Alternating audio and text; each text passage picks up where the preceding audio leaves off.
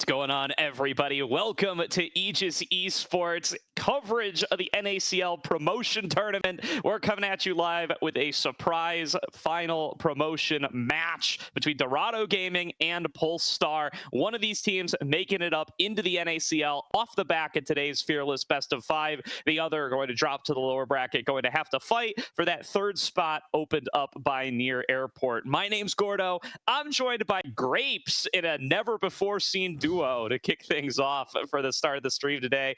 We got Quacks en route from work, but in the meantime, it's double play-by-play, baby. It's a little bit of hype, a little bit of action, not a lot of analysis all day long.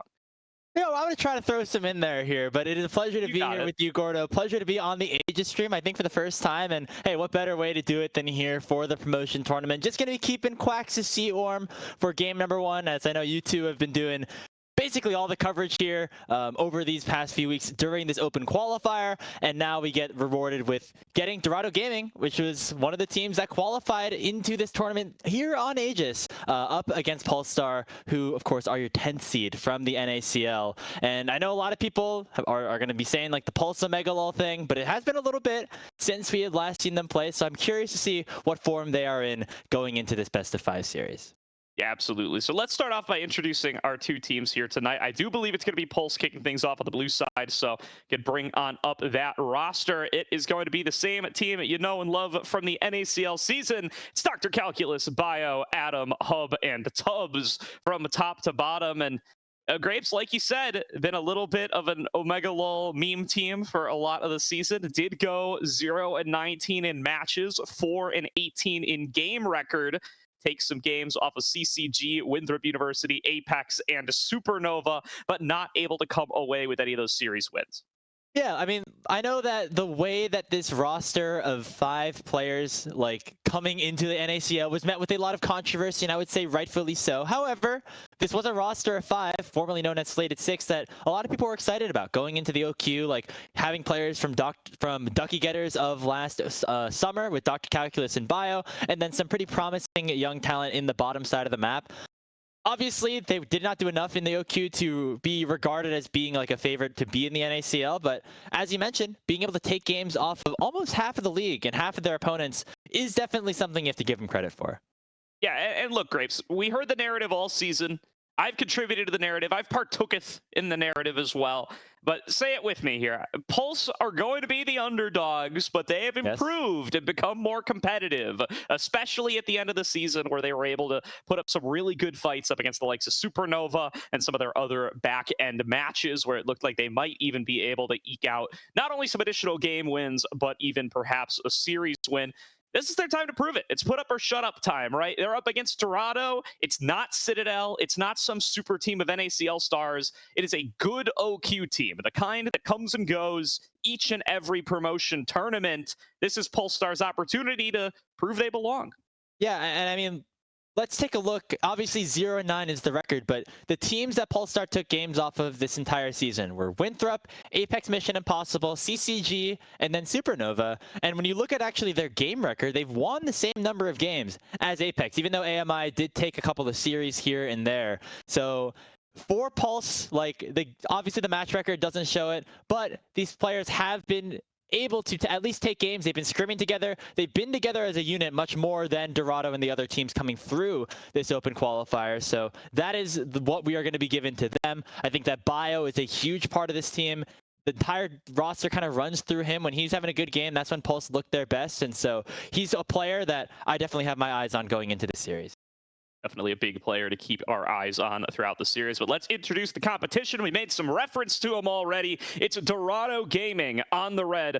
Ariana, Kaido, Shochi, Fatakan, and Mixture. And if you're one of those NACL exclusive fans, you're probably seeing some new names on here. Kaido, formerly known as City Witty, a face that you have seen come back and forth from the NACL a couple of times. But then the likes of Ariana and Fatakan coming in as imports from the ERLs, and Mixture, NA rookie extraordinaire, longtime support of Sushi last year, now looking to make his jump up to NACL. Yeah, the biggest name here obviously is Shochi, who had a lot of success on teams like Cincinnati Fear and Supernova in the past 2 seasons in this tier 2 space. Kaido's had a little bit here and there as well, most notably on, I think it was Team Liquid first back in 2023 spring. But the other 3 players here who could have the potential to make their first ever year of NACL, Ariana, Fadichan, and Mixture, all finished in the top 16 of CLOL this past season. Mixture, somebody we've seen more in tier 3, but for Ariana and Fadichan, this is their first ever OQ split, with them both coming from the ERL system, and they've honestly been the most exciting players that we've seen from this team, in my opinion, in this qualifier. Most notably Fadi down in the bot lane. I mean, this guy has been on another level and really, frankly, in my opinion, deserves an NACL spot, whether Dorado Gaming promote into the NACL or not.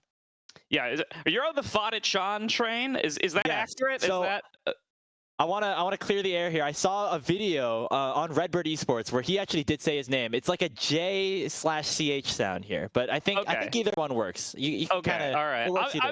I might put in some conscious effort then. Now that I know it's right from the horse's mouth, I'm gonna say some. I'll try Fadichan as best as I can. Yeah. But absolutely agree with you on this player, regardless of how you pronounce his name. He's been on an absolute tear through the tier 3 level, is a player who has kind of made it up to the EU Masters level. That's really where I'm going to draw the line when talking about EU Masters players. I don't know where you fall on your ERL tier 2 evaluations, but somebody like Ariana, who's played in the Ultra Liga, I wouldn't consider as having made like that quote unquote tier 2 level. If missing EU Masters from the Ultra Liga counts as being tier 2, then Europe has like 60 tier 2 teams, and then then the phrase is meaningless because they have massively more than anyone else. So I would consider Ariana still kind of a career tier 3 player looking to make his first jump on up.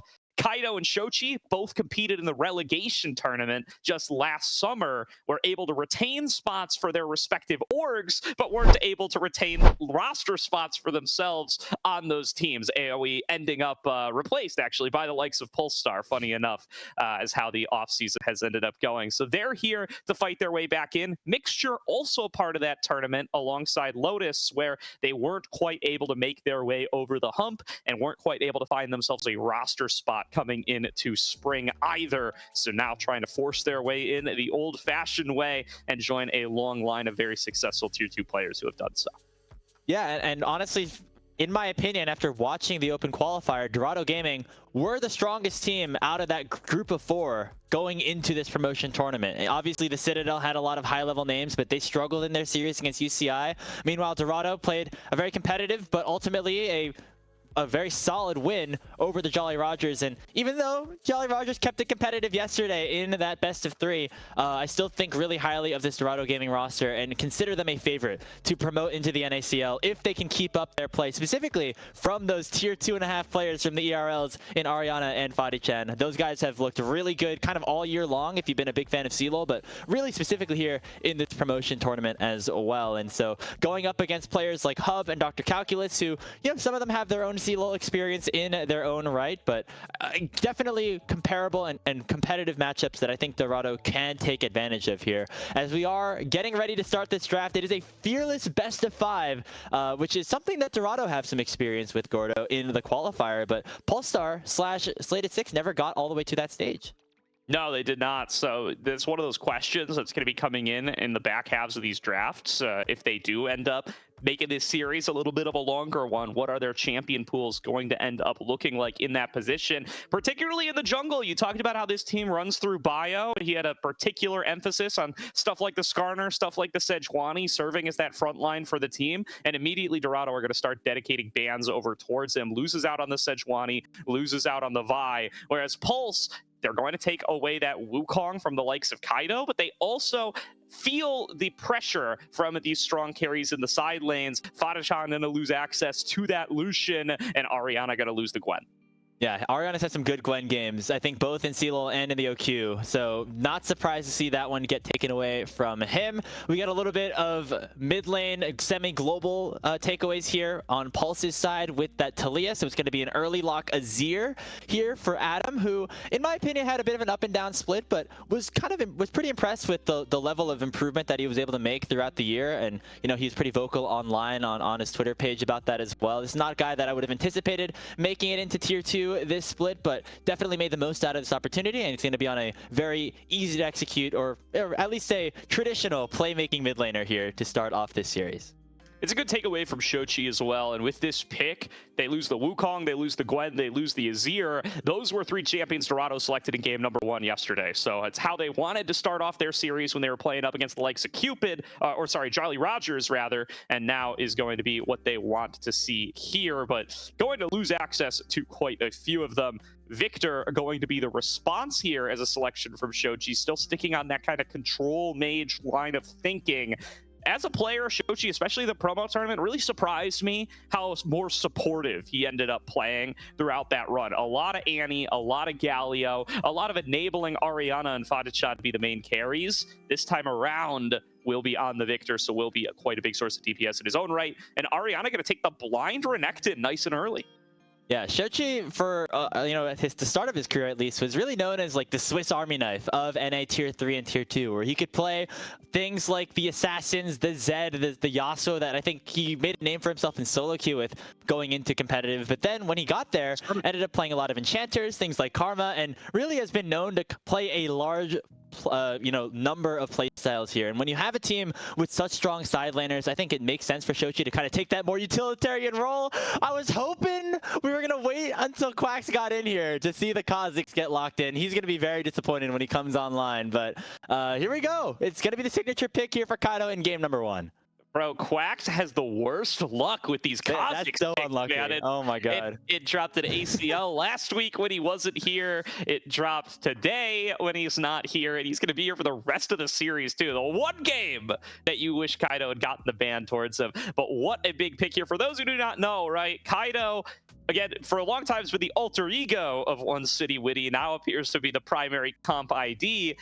Number 1 Kha'Zix NA, baby. He's got a whole YouTube channel talking up his own Kha'Zix, and he's not misplaced confidence. He is quite good on this champion. He's been the number 1 most banned champion against Dorado throughout the entire OQ run, and he is going to get to snap it up in their first round up against Polestar today. Oh, and it's certainly as advertised as well, Gordo. When he's on this champion, it does some pretty nasty things that I'm sure Quacks is in his dreams, in the top of his mind, would hope he'd be able to accomplish one day. So right. Against this Polestar team, which I would say overall is very 5v5 oriented, as we really have breezed through this draft. I'm curious to see how this Kha'Zix does function as kind of an assassin who likes to target isolated members, but there's a really strong front to back alongside it, and so for the side of Dorado Gaming, it's just seeing how you can maneuver with having this assassin in what is otherwise a very standard team composition.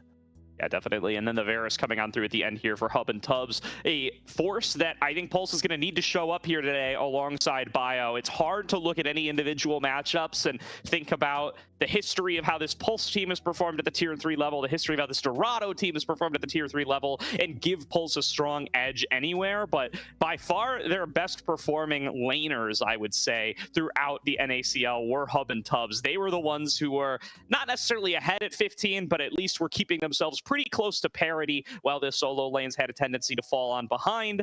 Bio gets his Skarner, something that he's very comfortable on, something that will give them a big tanky frontliner to be able to play through, as you said, a very traditional team fighting scaling composition. And then Hub and Tubbs in the bottom lane get Varus Nautilus, a strong tried and true duo, facing off up against the menaces of Tier 3 themselves, Fadichat and Mixture. So we are on to Summoner's Rift for game number 1. Ready to get into this one, Gordo. The first game of a best-of-5 winner either retains or earns their spot in the Challengers League for the split number 2. And of course, that's the all-important split. The one where if you do finish towards the top, you can make your way into that LTA promotion tournament at the end of the year. And I think specifically for this series, very important for a team like Pulse to actually come away with this one. If you want to see them have a chance, the loser of the series has to go all the way back to square number 1, where they play in a do-or-die best-of-3 against, I believe, Cupid Esports before then going into their second best-of-5. So for Pulse, who are just starting up here in this qualification match, better for them to just go one and done.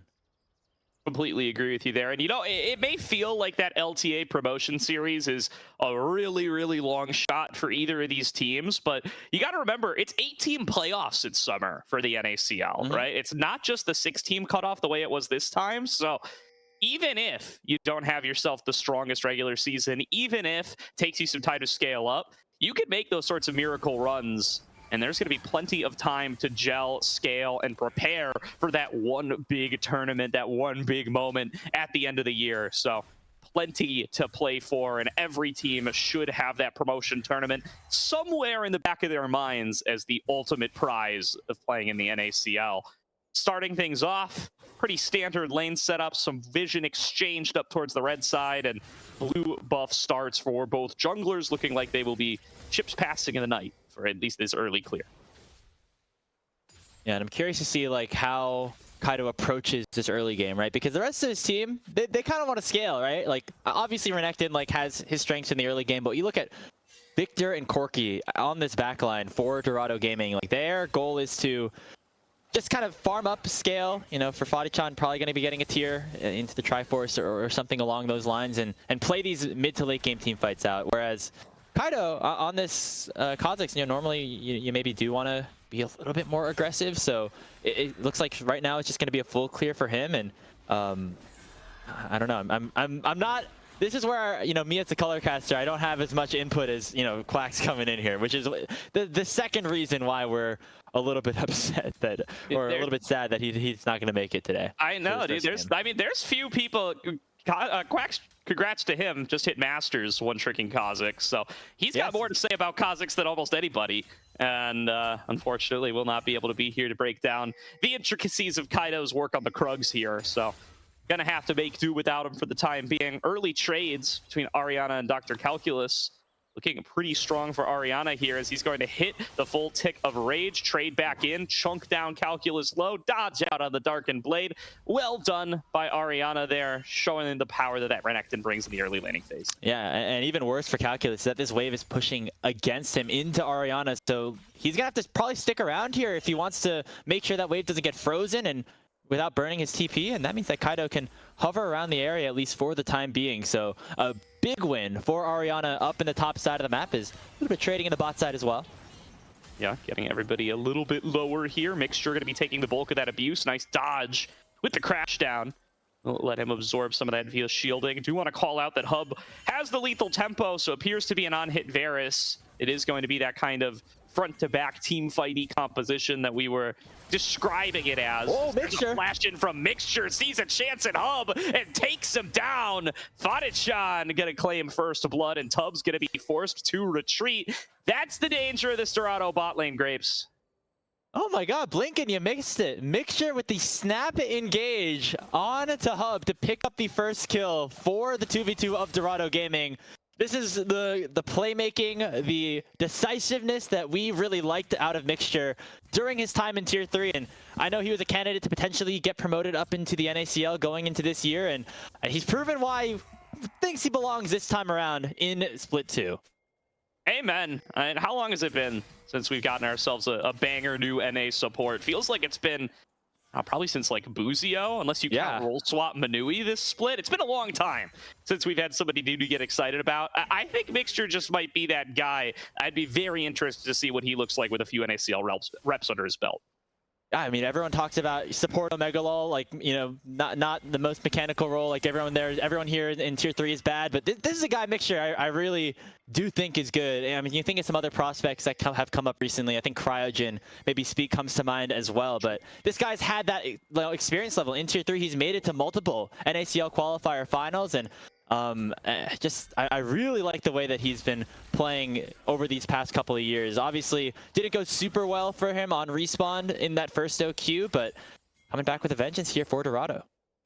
Really good stuff there from Fadichan and Mixture. And they're going to look like that a lot of this series if Hub and Tubbs aren't able to level up and appear to challenge them, because they have so many duos that they will play in this bot lane that they have just been insanely lane dominant on. They're lane dominant on the Senna duos. They're lane dominant on the Lucian duos. They're lane dominant on some of the crazy Kalista Blitzcrank stuff. There's a lot of things you have to fear up against this team, and Corky Rell is just the tip of the iceberg as they get into a trade once again. Knockup's gonna keep Hub on top of the Valkyrie and nearly take him down, but Bio arrives to the scene, gets some great damage back in on Afadichan, but Kaido's here as well. The 3 versus 3, Hub still incredibly low, but nobody isolated for the bonus damage out of this Kha'Zix. Kaido gonna have to retreat alongside the rest of the team, flashes the dredge line, and that will keep Dorado alive, but still no prizes earned in this 3-on-3 bot.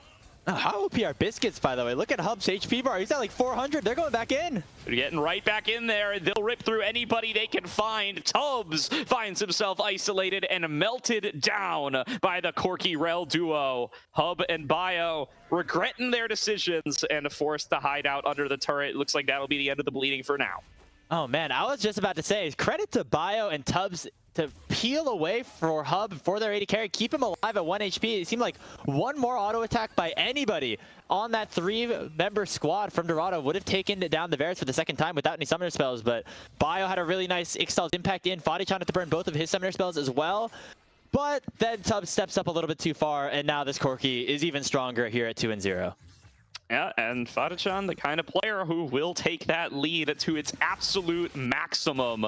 Really going to be keeping up the pressure now that he's got those extra kills. And Ariana looking for a solo kill on the top side. Will not quite be able to finish off Calc this time, but nearly a solo kill. And definitely some missing minions here as Calc still does not have access to the teleport. Plates going over to Ariana. Tubbs arrives just to be a little bit of a nuisance and at least saves a plate from going to Ariana. Ariana's had a really nice go of things in this game, and so far in this season specifically, looking to make his first ever appearance in a Tier 2 league in any region, as you mentioned, Gordo. And this guy has been really dominant in the laning phase, specifically. There's a couple moments in those best of 5s that Dorado played to get here to this promotion tournament where he had these 2v2s, solo kills. He was really having a good time in this one, and the solo laners overall for Dorado having a tremendous time. Shochi's almost up 30 CS over Adam, as looks like now Polestar have rotated their bot lane up to the top side of the map. They're going to trade 1-for-1 on these grubs for now, and it's going to be a flip here for this third. I think Polestar in control, but looks like Dorado want to fight for this one. Yeah, 1 grub apiece, no smites. Will go over to Hub, who snipes it with an arrow. And it's going to be 2-1 grubs in favor of Pulse. They get the objective as far as the feat of strength counter is concerned. And they'll back away there. No further bloodshed to be found here, but I mean, look at Kaido. Masterclass Kha'Zix pathing here, starting to pull ahead quite significantly compared to Bio. Yeah, I mean, Skarner doesn't have the fastest clear speed all throughout. You see the red tricks already here for Kaido, so looks like he's doing pretty well for himself. I'm curious to see what he evolved first. You know, sometimes you'll go for that W evolve early on to get that extra team fight damage, and I wouldn't be surprised, or team fight utility, I should say. I wouldn't be super surprised to see that evolved early here for this Kha'Zix, just given the 5v5 nature of this composition, but definitely doing pretty well for himself. Going to be very ahead and certainly will win out in any single situation where he can start to invade into Bio's jungler again, which is how far ahead his lanes are. Yep. We're getting a little bit of buffering on the feed here. Hopefully we'll get that one back up here soon, but great start for Dorado across the board. Yeah, they don't win out on the grubs, so not going to be a complete and total sweep. So we do get the feedback on up here. Sorry about that, everybody. We'll be able to continue on from where we left off as Shochi and Adam get some trading going on in mid lane. But like you said, it's been quite a strong start here, and Kaido going to be plenty happy just to get himself on the extra serrated Dirk plus sword and be ready to brawl when it comes time later on. His first evolve already available. Going to see if he looks to use it in combat in this upcoming trade. It does look like he has evolved Claws now. All right, so just doing the Giga Chat damage, then you know, it's fair enough, right? Dorado, they're up enough that, you know, maybe Kaido just wants to play that snowball, play the content game a little bit. They're gonna start this dragon up here, as they do have, as we mentioned, almost a 2,000 gold lead so far in this game. Right now, Shochi has push, Adam's on a back. This should be a pretty easy dragon, unless Polestar want to get really frisky here. Yeah, really great damage coming on across, and yeah, you're seeing the reduced cooldown, so that is evolved Claws. Just looking to have that extra burst of damage to kick things off, and it's really helpful when you're trying to snag those early dragons, really ups the clear speed of that particular objective. They're going to just keep that push going on in here. Hover around the bottom lane. Another fight breaking out. Gotta believe that that very well could favor Dorado. Yeah, as they are, again, still overall very much in control of this game. And you know, we mentioned that they're the favorites, but there was the argument that you were bringing up, Gordo, of hey, this Polestar, they played in the NACL before, and as I say that, Bio's going in. Slam into the wall. That's the combo that you draft this Skarner Azir for, and an easy cleanup found by Adam. Shochi goes down, no flash expended, but the Font lane, it's fighting again. Tubbs tanks another Foss bomb to the face, and Fadachan nearly going to be able to take them down. Already used the Valkyrie, already used everything at Mixture's disposal, but with those occasional rockets coming up, you've got to respect what Fadachan can do, even in a 1 versus 2.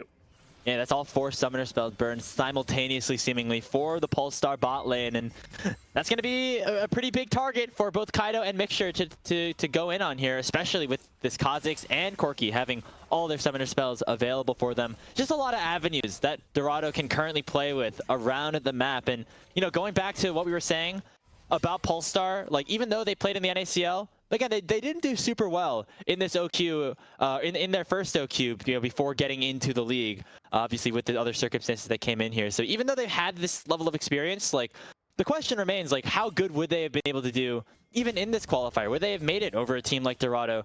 The players, maybe name brand wise, might not have been that favorite here, but Bio looking to try to change that here, you know, 1v2 against Ariana. Yeah, big sting, big slam, but Ariana gets the double dash out. Still has access to the flash, will be forced to expend it. All in all, I'd say a lot of time for Ariana's flash, but will be able to provide some relief to Calculus, who was at risk of getting forced off of that wave. He had to continue to tussle with Ariana's Renekton, already has that Eclipse completed, and all of the extra trading power that comes along with it. They are going to go for the lane swappy here, so going to be a little while until that next dragon is on up, and there should be about a 50-second window where they could potentially look at the Rift Herald before the next dragon is up. A little bit of time until that does come up, though, but, you know, with Fadachan up here on the top side of the map, it looks like they want to try to at least break open a couple plates up here, maybe just get some advantage on a different area of the map, again, with that dragon not being available for a little bit. Calculus not super happy about things, all things considered, as it has really been a front to back, top to bottom win so far here for Dorado Gaming. We'll see what Polestar is going to be able to do later. I will say I do like what Bio has been able to accomplish here, at least in this early game. That's how they've been able to win. And look at this, he's going on Ariana. Oh, Ariana and Bio duking it out here, and it's Bio who's got a hell of a lot more HP to show for it. Fight breaking out in mid now. Shochi going to be able to get the Chaos Storm down on top of Hub, looking for the solo kill, 1 versus 2, and it comes up for Shochi as Kaido arrives to brawl with Tubbs as well. He's going to be left all alone underneath that turret. No more marksman to help him out. And Shochi, we didn't get to see that whole fight, but he pulls it out. Yeah, in a 1v2, he was feeling very confident, not even burning his flash in any capacity to get out of any of the damage that Hub and Tubbs threw at him. As Shochi really dominating this mid lane so far. I know we talked about Adam being this prospect that we've enjoyed to see in terms of improvement split throughout this split, but Shochi's been an NACL veteran at this point, has had a couple of really nice splits, and obviously coming back into this, he wants to get his way back into tier 2, wants to make sure everybody remembers who he was and who he still is. Yeah, I mean, there were some days there, some weeks, some months where Shochi was number 2 on my list for NACL mid laners. Like right after APA was promoted, right when DSG entered the league, it was Young and him 1 and 2, and I don't think there was a huge amount of space for other names. Didn't have quite the success on Supernova that you would hope for after that start to an NACL career, but looking to build back up now, coming into what could be, that would be his 5th NACL split. Yeah, I mean, I kind of agree with you here, where his 2023 was really impressive, and obviously, hold on. Ooh, they're going on to Adam right now. All right, Adam and Kaido, who's gaming who? The answer is Kaido gets the kill at distance and barely escapes from the shuffle of Adam. Meanwhile, Mixture getting caught out in this red side jungle. Bio will be able to claim him, so it ends up a 1-for-1 in the cross-map play, and they're going to get a swing at the Rift Herald thanks to that. Yeah, it's a small win for Polestar. They get a kill. Again, Bio being the one to start things off, and with Kaido wanting to just continue his tempo with Shochi, or after getting that kill and them not being in best positions HP-wise, they're going to try to trade with this dragon on the bot side. But Polestar do get a couple of nice things across the map. However, you're still a big fan of how the game is going. If you are a Dorado fan, you're going to be able to pick up your second dragon of the game. It comes at the cost of a tower and a Rift Herald, but all things considered, that's a pretty good trade. Definitely will accept it for now, and the timing is such that Kaido gets to work on this dragon solo. Don't think they're really going to be able to challenge here. Bio's just coming out of the base, so Kaido going to clean this one up with ease. Takes them to a 2-0 dragon lead, maintaining some control around this bottom side as they know that's where the Otacon's going to spawn in a couple of minutes. And Adam a little bit isolated here. Does have Bio coming out over for support. I don't think they want this dive, but Dorado looking for aggressive plays all the time. Yeah, Kaido, I mean, he's level 11 now, right? So he has that second evolve. We're going to be able to do, I think, I don't know what the icons look like. Quacks, don't flame me. It might be the ultimate that got evolved. It would turn orange if he evolved it. I think he went Spike Rack second. Okay, hey, that's what we were potentially saying. It could be a possibility for him. But yeah, Kaido basically can just perma be in Bio's jungle at this point as well, just with the pressure that all of his laners have. And going back to Shochi for a little bit, his 24 in terms of what he was able to do in 2024, kind of an unlucky year for him, I would say, overall, where Supernova kind of fizzled out, and I don't necessarily think it was anybody's fault, but roster changes did have to be made, and when Toasty is available, you kind of go for that decision, and Shochi kind of forced to be on this CCG team that never really got going, but wanting to prove that he still belongs in the NACL. He's going to fight on the top side. Adam committing the ultimate early on does end up losing his life for it as he can't keep the bug off him. Now Ariana going to chase down Calculus. He gets isolated as the minion wave is cold. Kaido walking away with a double kill. Oh man, that's why you ban away this Kha'Zix. As you can see, Ariana thinks this game is over, and I would be inclined to agree with him right now. A 5,000 gold lead opened up for our qualifier team against Polestar here. Bio's going to try to find some sort of trade, but Kaido's taking everything in his jungle right now with a 3-level lead. Yeah, Bio's got to be a little worried here. I mean, there's a triangle of Dorado Gaming players up here with Mixture arriving from the mid lane, and 2 people are dead. The worst it could be is a 3-on-3. Dorado might decide they like those odds. This time around, though, Ariana going to take the recall. Kaido going to back away. Lots of cooldowns down, lots of money left to spend. They're going to be a little more conservative here in what could be their promotion match for the NACL.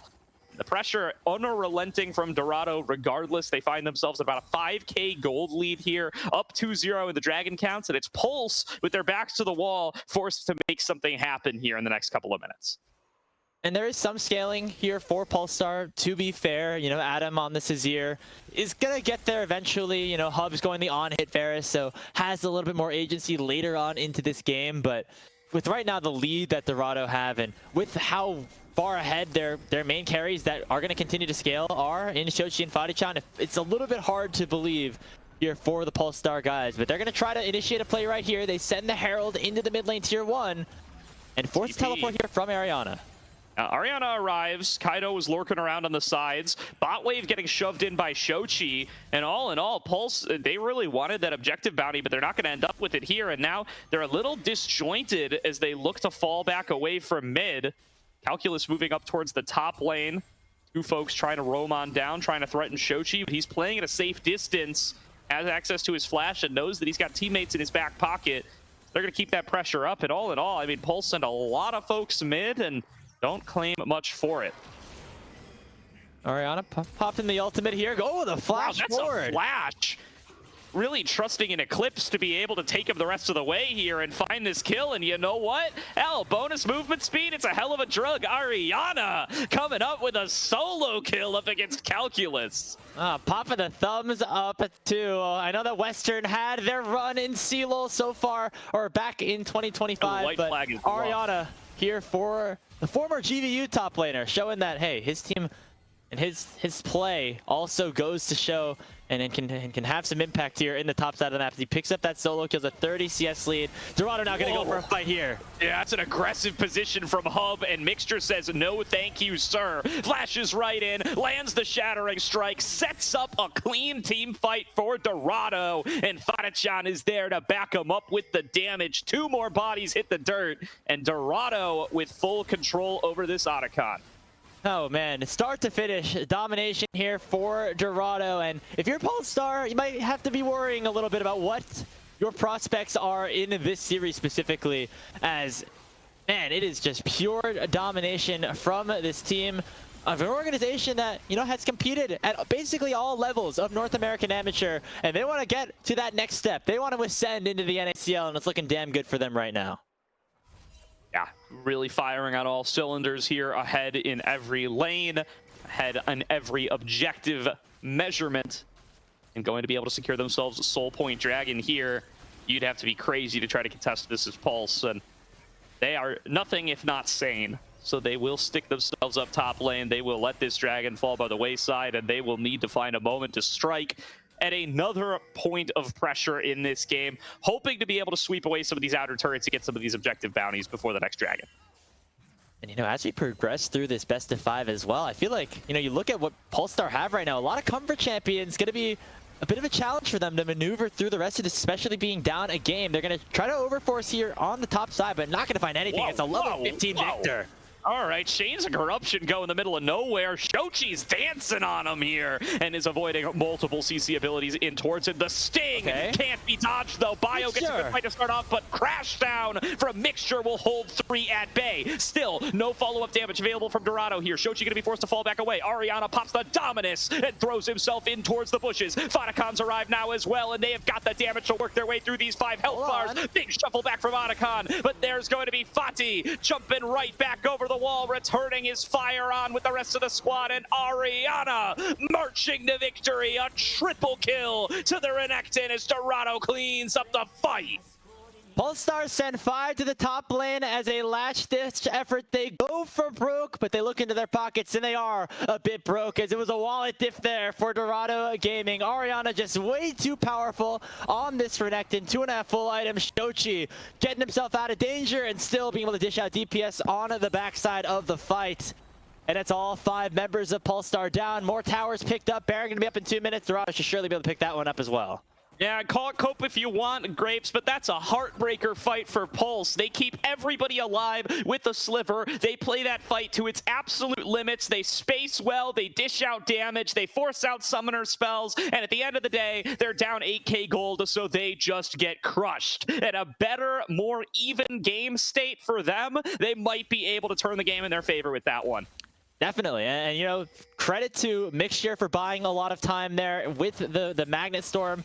But you know, overall, that's what you have to do with your Pulse. Find situations where you have numbers advantages and see if you can pick off a member or two. And even though Kaido did get singled out with a nice Shurima shuffle from Adam as well, it was just too little too late before the rest of Dorado Gaming did arrive. Ariana, one of the last players from Dorado to enter the top side of the map, and he was the one to finish everything off because nobody else on Dorado got finished off before he got there. So, yeah, again, in another world where Polestar are down 4,000 gold instead of 8, maybe they're able to find a win there. But that's not how this game 1 has gone, and that's credit to Dorado. Completely true. Ariana keeps throwing up that white flag, man. That is disrespectful. If Dr. Calculus ever gets a chance to return the favor throughout this series. But oh boy, and this guy is taking these emote plays about as far as he can take them. Mixture going in for this dive here. Adam going to be caught, going to be a flash away. Actually, that was an impale. They get pulled out to safety by the jungler, and Hub's already Kaido's been able to isolate him over on the other side, coming on in with the active camouflage, and an isolated Calculus will be sent to the ground. Ariana advancing forward for another one. Mixture going to be the one who claims the credit there, and it's Adam, the initial dive target, who's the last one standing. And he won't be for long as he's trapped between 2 turrets, and Kaido's going to shut him down. Pad that KDA just a little bit longer. That's an ace here for Dorado Gaming. 4 kills to 19. A 14,000 gold lead going to be after this Baron goes down. And our team for the qualifiers, they've got it here right now against the number 10 seed from the NACL. They want that spot, and they're going to take it right from Pulse's hands if they don't do anything about it. Yeah, I mean, an incredibly dominant showing in game number 1. This is how you want your day to kick off. We have not seen Pulse since the end of the NACL regular season. There's always a question in these promotion tournaments about what form these teams that are relegated are going to show up in. What have scrims looked like? What more development and what more strategy have they been able to cook up in the time that they've been off screen? So far, looking like not much, Grapes. Dorado show up, play their game that they've been showing on footage for the last several weeks, and Pulse are flabbergasted. They got no answer. Yeah, I mean, there's a lot of questions going into this promotion tournament, at least on my end, of like, what would any of these teams look like, right? It's been almost a month since we've seen Polestar play. It's been 3 weeks since we've seen these qualifier teams play, and they only played for 2 or 3 weeks compared to the 10 weeks that we normally see them in the course of a, traditional NACL qualifier season. But right now, it's still looking like the situation where the losing teams of the NACL, they kind of are going to continue to lose here, as Dorado are looking awesome with Mixture finding another great engage. Yeah, Mixture has not seen a fight this game that he doesn't like the look of. It becomes a lot easier of a calculus when you're this damn far ahead. Dorado easily sweep the fight. Kaido isolates Hub again to put his 5th kill on the board, and 20 kills up, 18,000 gold in the green. Dorado Gaming show up to play in this game number 1 and are looking like they'll be able to take it down.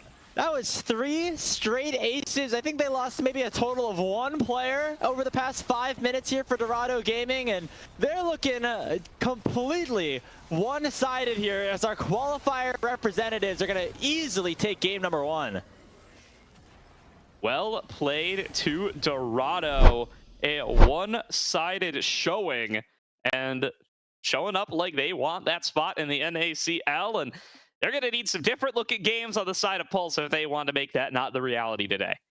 I mean, that looked like a lot of what we saw from Pulse in the NACL. I know we talked about a couple of the wins that they had, but a lot of their losses just became situations where maybe Bio was able to find a picker here or there, maybe get a couple of kills for himself, but the laners just continue to fall behind. And we're seeing that today here as well, as, Shochi went up like 50 CS over Adam. We saw Ariana pick up that solo kill. Fadichan and Mixture obviously playing really well. When you got 3 losing lanes, really hard to play the game, even if you have Bio trying his best to make plays, and that's what we saw at Polestar in that first one. They're going to need to see some better play out of their laners if they want to have a chance in this series. Completely will, and luckily for them, they're going to get some other draft looks as this goes on. Not going to have to deal with the Ariana Renekton every time, not going to have to deal with the Fadichan Corki, and not going to have to deal with that Kaido Kha'Zix. So, little bit of extra space, a little bit of hope in the tank for the likes of Polestar, but they're certainly going to need to show up with some different looks as we look to round out the rest of this series. At least 2 more games to go, and if you're a Pulse fan, you're hoping for more than that. Yeah, and there's not much to say. It wasn't really a draft diff that made the difference here. It wasn't level 1 going bad. I mean, if you're Polestar, you just got outplayed, and that's just kind of how it goes. And again, for Dorado, this is a team with so many storylines in terms of 3 players trying to make their first ever tier 2 split. 2 other players here looking to get back to the glory days. For Shochi specifically, really a redemption tour for him after what was a bit of a disappointing exit from the NACL after summer of 2024. So if he's able to continue this level of play, and right now, mid lane in the NACL looks like it's a wide open position, and if he's going to be able to get back into that tier 2 spot in this form, could be a good sign for Shochi fans around the world. Absolutely could be. With that, we're going to throw to a quick break here as we get ready for game number 2. We're also going to bring Quacks onto the cast, so we will be saying goodbye to Grapes for now. Grapes, so much thanks for hopping on today. Been awesome casting with you for game number 1, and hope to see you in chat for the rest of the night. It's a lot of fun. Thank you very much, everybody. Go support Quacks and the rest of the guys. They've been covering these qualifiers, basically from the start, from January when this first started up. And it's a pleasure that I got to join here for Aegis and help these guys out, as well as they've been a big driver in terms of what's been going down in the amateur and semi-professional space throughout this entire season. So thank you guys very much for having me, and I'm looking forward to watching the rest of it.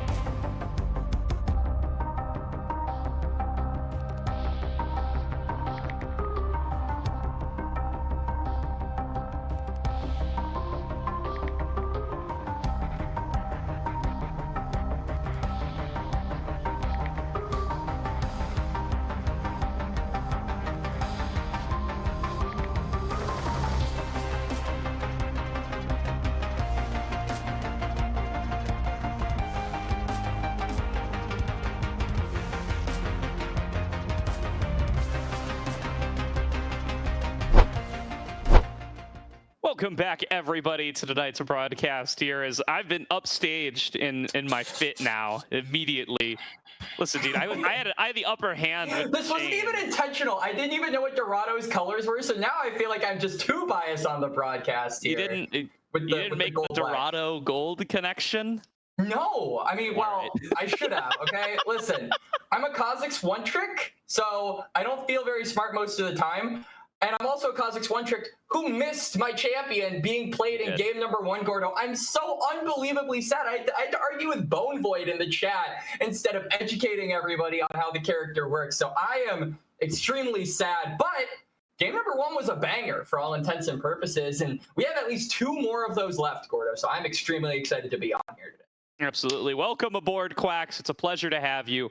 I'm excited to get into towards the rest of this series. Draft should be kicking off here in just a few moments, and find out what the response is going to be from Pulse coming into game number 2. Of course, it is full fearless, so all 10 champions from game number 1 going to be off the table. That doesn't quite answer all of our questions about what that draft is going to look like. So Control Mage is off the board in mid, and of course that Pleasured Kha'Zix taken away from Kaido, but still plenty left to be able to play with on both sides. Absolutely. And I think when you're looking at a player like Kaido, who obviously piloted that Kha'Zix in game number 1, it's worth mentioning this guy has a very extensive champion pool and one that is extremely polar at times. He has aggressive picks such as the Kha'Zix. He even played things like the Kindred, the Viego when we were looking at open qualifiers, but then he's got things like the Sedge, the Maokai. And so I think going into game number 2, Pulse probably have a read on how the team operates and what they're going to be doing. You know, Fatikan going to be going for those aggressive 80 carries like the Lucian that he really, really likes, or the Corki that he really, really likes, or in the top lane, Ariana playing things like the Ambessa, the Renekton. But it's super hard to get a read on some of these other players on Dorado, which is why I think in a best of 5 environment, these guys are really going to thrive when they just get deeper and deeper into those extensive champion pools. Yeah, definitely. I mean, and that's where the question's going to be, especially on the Pulse side as this series goes longer. You know, Grapes kind of the first person to bring it to my attention, weirdly enough, but Pulse never had the Fearless Best of 5 experience, right? No. They didn't go through OQs at the start of the season because they got in through AoE's former NACL spot, and they didn't make playoffs, so best of 3's only, maybe. That's just how it is. So this will be their first Fearless Best of 5 experience as a squad. And you got to wonder how they're going to be able to adapt if the series does go the distance, because now if they're going to win it, it's going to be at minimum a game number 4. So going to have to start to wonder what Pulse will be able to show us if we do get deeper into this series.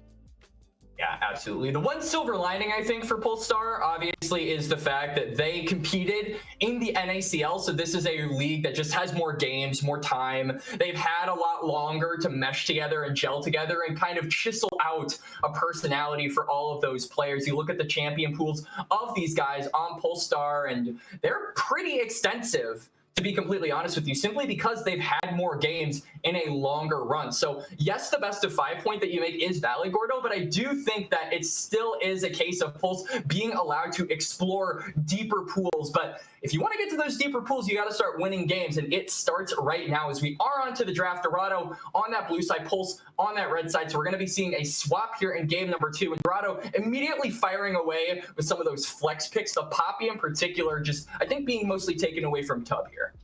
Yeah, and I do think one of the biggest losses in that draft number 1, maybe number 2 behind the Kaido Kha'Zix, which is of course a huge casualty for the likes of Dorado, is Tubbs Nautilus, which has been a massive pick for him throughout the NACL. He's played it in 8 of 9 series, right? You could play it a potential of 9 times. He played it 8 times. So about as picked as any individual champion combo has been throughout the entire NACL season in the Fearless era was that Tubbs Nautilus. That's now going to be gone. And then in a similar boat is the Calculus Renekton, which he played 6 times. So really, really big fans of those picks respectively for Polestar, and they get them both together in game number 1 and aren't able to come up with the win. So this doesn't mean everything, but it also doesn't mean nothing. And when you're in a full Fearless format, these are the kinds of things that I'm usually tracking. When you're able to get so many of your favorite champions and not able to turn it into a win, has a lasting impact on the rest of the series.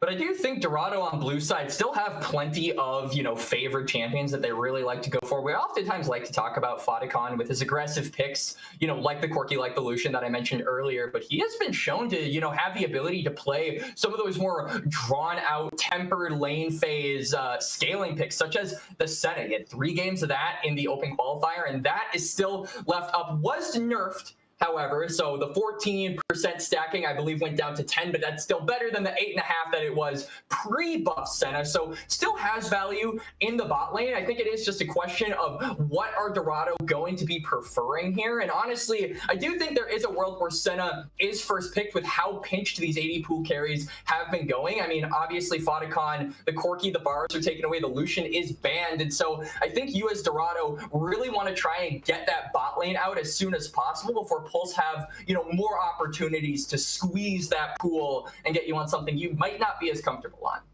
Yeah, and I mean, you do get the sense here, right, that Dorado are really targeting the pools of Pulse, right? They take away that Renekton in game number 1 so that Calculus can't get his hands on it, and they take away the Corki as well, which was Hub's most picked. So maybe another chance to be able to get in there and attack Hub's pool a little bit by snagging something like the Ezreal and leaving Hub with very few options left available that he feels comfortable piloting in these kinds of situations. But the Pantheon sneaks through. The Xin Zhao still up and available as well is something that Bio can likely go for, and I expect it to be ye old Xin Zhao Pantheon trade that we've gotten to see a whole bunch of throughout this season in the jungle.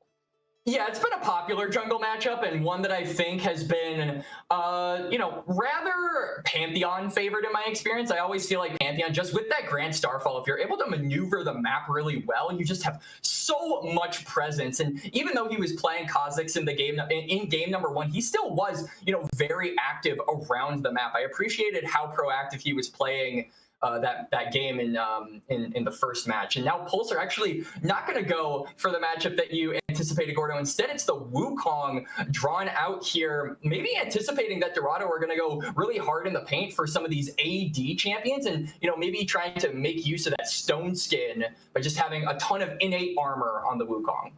Yeah, I mean, a lot of go buttons here for the first 2 picks for Pulse. Got that Enchanter Crystal Arrow, got the Cyclone Engage from Bio's Wukong, and will be a strong pick for them to be able to set up some kind of pick or team fighty composition.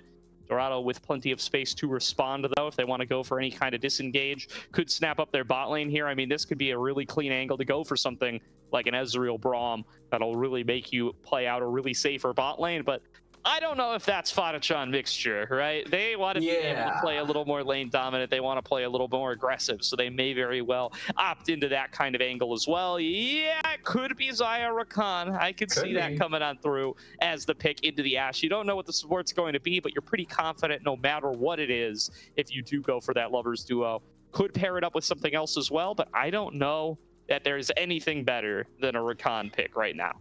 Yeah, at the moment, I think Rakan is probably the best, and it also pinches, I think, Pulse from maybe going for some more defensive support, such as the Braum. I feel like is always really, really good to have with the Ashe, plus the Wukong. Any champion that has, the ability to auto queue and just instantly get 2 procs on the Braum passive has a lot of synergy with that champion. But I think Rakan is one of those characters where it's so difficult to make use of that because of how slippery and how mobile he is. And Xayah is kind of the same story. You're never really expecting to get that passive off on that character. So it is a question of not only being able to get a good bot lane duo down here for Dorado, but also, limiting what is valuable in that support role, which Pulse are actually holding for the time being. Instead, going for the Ahri, just trying to give Adam one of his best champions as soon as possible in this draft.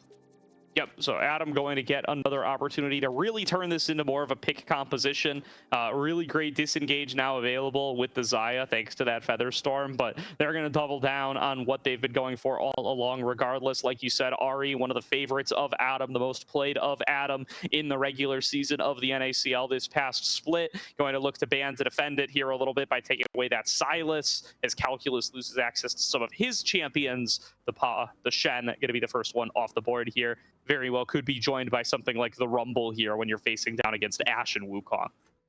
So now I'm actually curious to see what Dorado opt for in the mid lane here. I think one pick that is really good against Ahri is that Annie, and we have seen Shochi has the ability to go for the Annie. I think the game that we actually casted with him on the Annie wasn't his best and brightest, but I mean, Champion does a bazillion damage, and Wukong is likely going to be opting in to armor, so we're probably going to, I really do want to see some magic damage here on Dorado's side. And I think anything that can lock down the Ahri, prevent it from, getting away with that ultimate and continue that CC trend to just allow champs like the Xayah to free hit could have a lot of value. So I'm kind of vouching for that pick, in all honesty with you here, Gordo, but it's a question of what Pulse want to go for here, and I would imagine we're probably going to be seeing support on 4, and they're going to try and give counterpick over to Calculus on 5. I think that's got to be the right decision. Ooh, the Seraphine a little spicy, but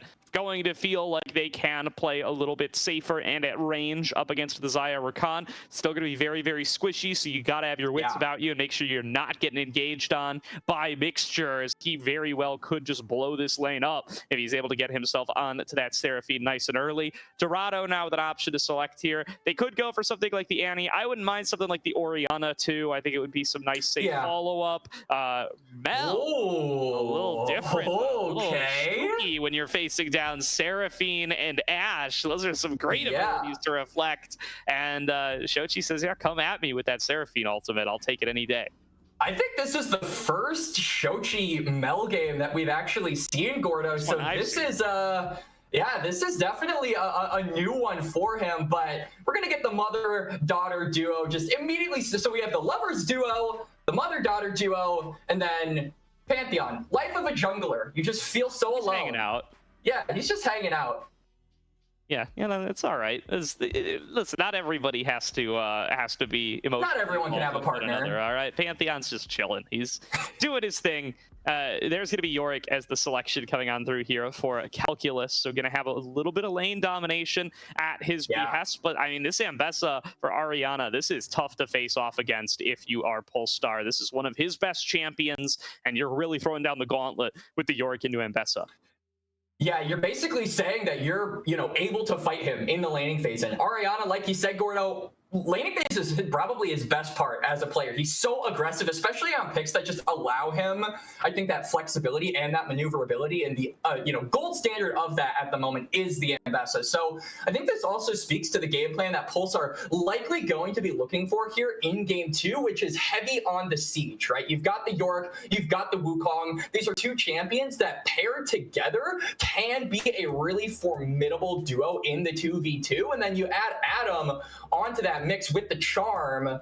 I think that this is certainly a top side that wants to fight, wants to secure grubs, and wants to split Dorado up as much as humanly possible by just having Calculus be a menace on the side lane and the rest of Polestar push together. This is the quintessential 4-1 comp, and I think it is really geared up to be effective if they can fight toward that top side, secure those grubs, and get a lead in these first 8 to 10 minutes. Yeah, our observer feed seems to be bugged, so we are getting that figured on out. We may have to wait a little bit. It appears that they are stuck at 0 minutes, 0 seconds. So going to wait for that observer feed to get a little bit cleaned on up here before we are able to get into game number 2. And Dorado Polestar will continue at that point. Still looking across the board at the matchups here, it does feel like, Pulse started with this real pick-focused composition, but it feels like the Seraphine and Yorick kind of threw it a little bit for a loop, and at this stage, I'm not sure I fully understand what they're going for, given that, they've got this split push power. Yeah, they have some ability to play for the side lane, but Kaido on this Pantheon's going to be able to make it over there so quickly, and now they really need to make sure that they're able to isolate and take someone down, but there's not great targets with the Mel having the rebuttal and the Xayah having the Featherstorm. There's so much safety on the Dorado gaming side, right? You've obviously got Mixture with the mobility, Fadakan and Shochi having 8 defenses, and then Kaido with the Pantheon is just going to have that block. So it's a tough world for, I think, Polestar to be the ones engaging in this game. If there is a fight, though, they should honestly be the ones looking to get engaged on. They've got the range, but they've also got things like the Cyclone. They've got Adam's Charm. They have a ton of resistances themselves, but I think a lot of it really relies on them getting toward those breakpoints, because you're not expecting Seraphine to be the big, walking redemption that she is until around that 2 to 3 item mark. And so I think timing really is the name of the game when you look at this Polestar comp. Timing when it comes to not only the team fighting and disengaging, but also calculus when he wants to split push. And I think that this is, I agree with you, Gordo, a very split comp in terms of what to do. I would definitely say that this is a more of a jack of all trades, master of none. And so that gives a lot of options for Polestar. It's just a matter of which one do they choose. Do they want to really index heavy into calculus as split pushing, or do they want to index into the heavy range that this bot side has opted into? Yeah, so does look like we are still dealing with this spectator delay bug. We can chat for a few more minutes here, Quacks. Yeah, of course. We look to hope that we're able to get that resolved over on the production side.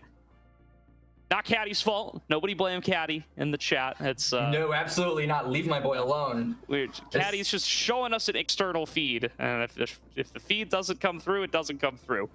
So we'll get that as soon as we possibly can. In the meantime, though, let's talk about the jungle, Quacks. Let's talk about your area of expertise. Oh, heck As you're yeah. looking at these two matching up, as you have the Pantheon and Wukong off of their first clears. Wukong, of course, somewhat looking for that level 6 Pantheon, going to be able to make some strong ganks happen as early as possible. Where are you looking to path to? I feel like this is definitely a game where I want to, as Bio, I just want to be set up toward, going toward that top side, right? Because you go for 2 full clears and then you end up on top lane once those grubs spawn. And ideally, that's the main objective that you're going for, right? And so I think that that has a lot of value. Probably going to anticipate a top side path here for Bio. Kaido, on the other hand, I think is a little bit more tricky to gauge. It's a question of whether or not he actually thinks they can win the 2v2 on the top side, or if this is going to be a comp where Dorado really values that scaling, really values those dragons, and is maybe anticipating that Pulse might do the same. Anytime you have a poke comp, I think Drakes and scaling kind of is the name of the game, and has a ton of value to it. So I anticipate Bio likely going to topside. I would say if I had to be a betting man, I would say Kaido is also probably no, he's pathing toward the bot side. My man is 100% going toward the bot lane and probably looking to just get those dragon stacks as much as possible, leave Ariana on an island, and give him his area of expertise, which is the 1v1. Yeah, all right, we're going to throw it to a quick break here while we figure out what's going on the back end, as we are still stuck here. We will be back in a few short moments.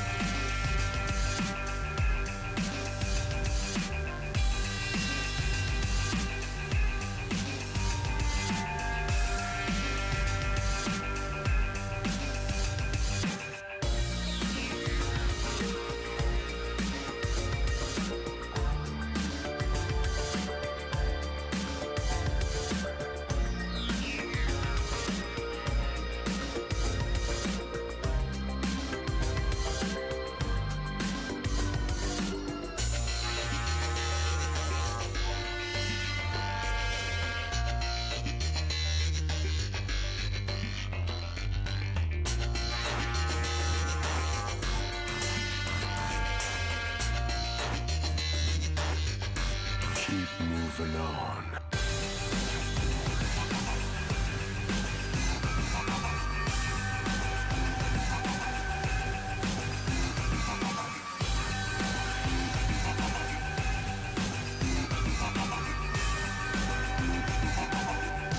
Keep moving on.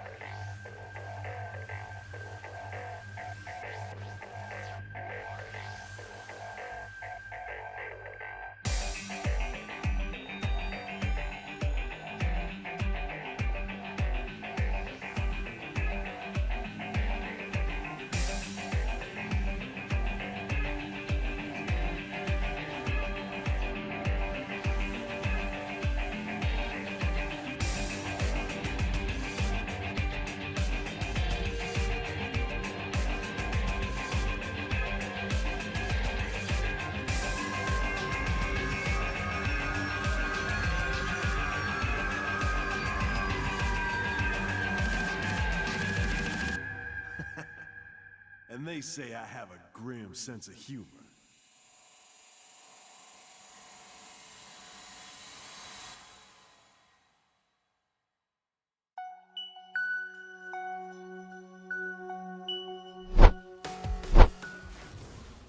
All right, welcome back, everybody. We are 12 minutes into the game. Dorado are up 5-1. This is what the Liga Ace feed has to show us. We are unable to get anything else. Yeah, so I just want to preface by saying it was out of our control. This is just what it looks like, and now it's 6-1. Kaido gets a kill, so Let's go, baby. You know, right into the middle of the action, quite literally here, Gordo. Definitely is. So let's draw some conclusions over what's happened here. Shoshi's killed 1 million people. You gotta believe that this is somewhat the result of poor ganks. Because He's killed everyone like once too. Like the only person that has died more than once is Adam. So that means he's been like, maybe he had like a topside player, maybe he roamed down bot lane. Shochi has been on an absolute tear. Not only is he 4-0, but he already has his Blackfire torch completed before, you know, the plates even drop. He's also 30 CS over Adam. So a major win condition opened up here for Dorado, which is the Mel. I also will say, we talked about how high value the Mel was in this draft because of how many different abilities on the side of Pulse could actually be rebutted by this. And so it is certainly not a position that Pulse want to find themselves in. The silver lining, I suppose, is that the Grubs did go Pulse's way. So the objective that we said they should play for did in fact get taken by them. And I think to make matters maybe a little bit better, they also got themselves a dragon. So as far as the objective and timing game goes, Pulse have ample time to scale on up and, you know, get a countermeasure ready to deal with Shochi. Absolutely. So we will see if they're able to produce that timing here. I choose to believe there was one sick encore turnaround from Shochi, and that's how he got all 4 kills. I have no evidence for this, but that's my decision. Headcanon, There's just no way that Mel is exerting this level of solo pressure on Ari to be able to be picking up solo kills. I just don't believe that that is how this played on out. But all said and done, Calculus only down to death, holding his own in the solo lane for the time being. Starting to reach that point on the Yorick. You can become exceptionally dangerous as Mixture looking to keep this pressure going in towards the red side jungle. Kaido going to be able to snag that away from Bio. And with the artillery support of Shochi's Mel, there's just nothing that can be done to stop Dorado from taking whatever they want. Yeah, we got the Herald spawning in a little less than a minute here. You can see Pulse are trying to get Shove on the top side so they can move on down toward this river, clear out vision, and also force Dorado to answer the wave crashing on the tower. So this will give them a little bit of room to play with and, you know, control some space. And when you've got a bot side that is so heavy on the range, I think just getting that space is the hardest part. So the fact that they're able to do that, and now let's see what they can do with it, is a good indication of their ability to actually fight for this, as we got to fight in the mid lane. Ooh, knockup found there on towards Shochi, but Bio's just taking so much damage. A second Cyclone comes through, but 2 members have already fallen. It's a double kill over to Shochi. 6-0 now on this counter pick Mel, and Dorado Gaming in a massive advantage. I mean, Shochi earns a couple of scars from that fight, about 1/3 HP, but the fact remains he was allowed to free hit the space making from Mixture, from Kaido. All of the crowd control from the support jungle duo is enough for the ranged carries of Dorado to wreak absolute havoc on Pulse, and they weren't able to get away in time. Bio using that clone super duper late because he was CC'd for so long. So it's a double kill over to Shochi, followed up by a Herald. Now, Dragon in about 30 seconds here. They should be able to, worst comes to worst, use this Herald to force a response, or maybe force Pulse to concede control of this bot side river. But looking at the map right now, Pulse don't have any control of that bot side river. So the need to use the Herald, I think, is unnecessary at the very least, which just gives them so much more threat after this dragon is taken, of just sieging and pushing Pulse further and further back.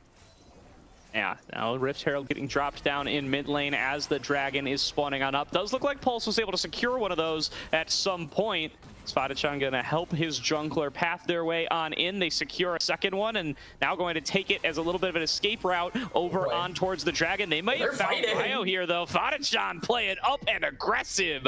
Nearly able to take him down as driver's license secured. Kaido crashes it in, and now might be able to use the mites to get a little bit extra.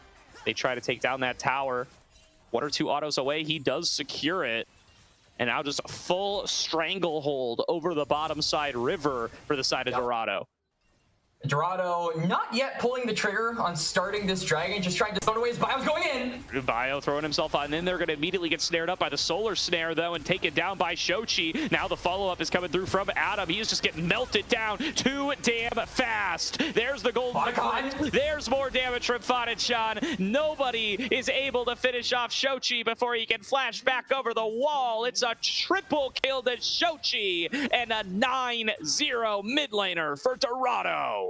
And Dorado absolutely clean house on the bot side. River Bio's engage, while good, he was so split from his team. He used clone and flash to get on in, likely knowing that he wasn't going to be able to get out.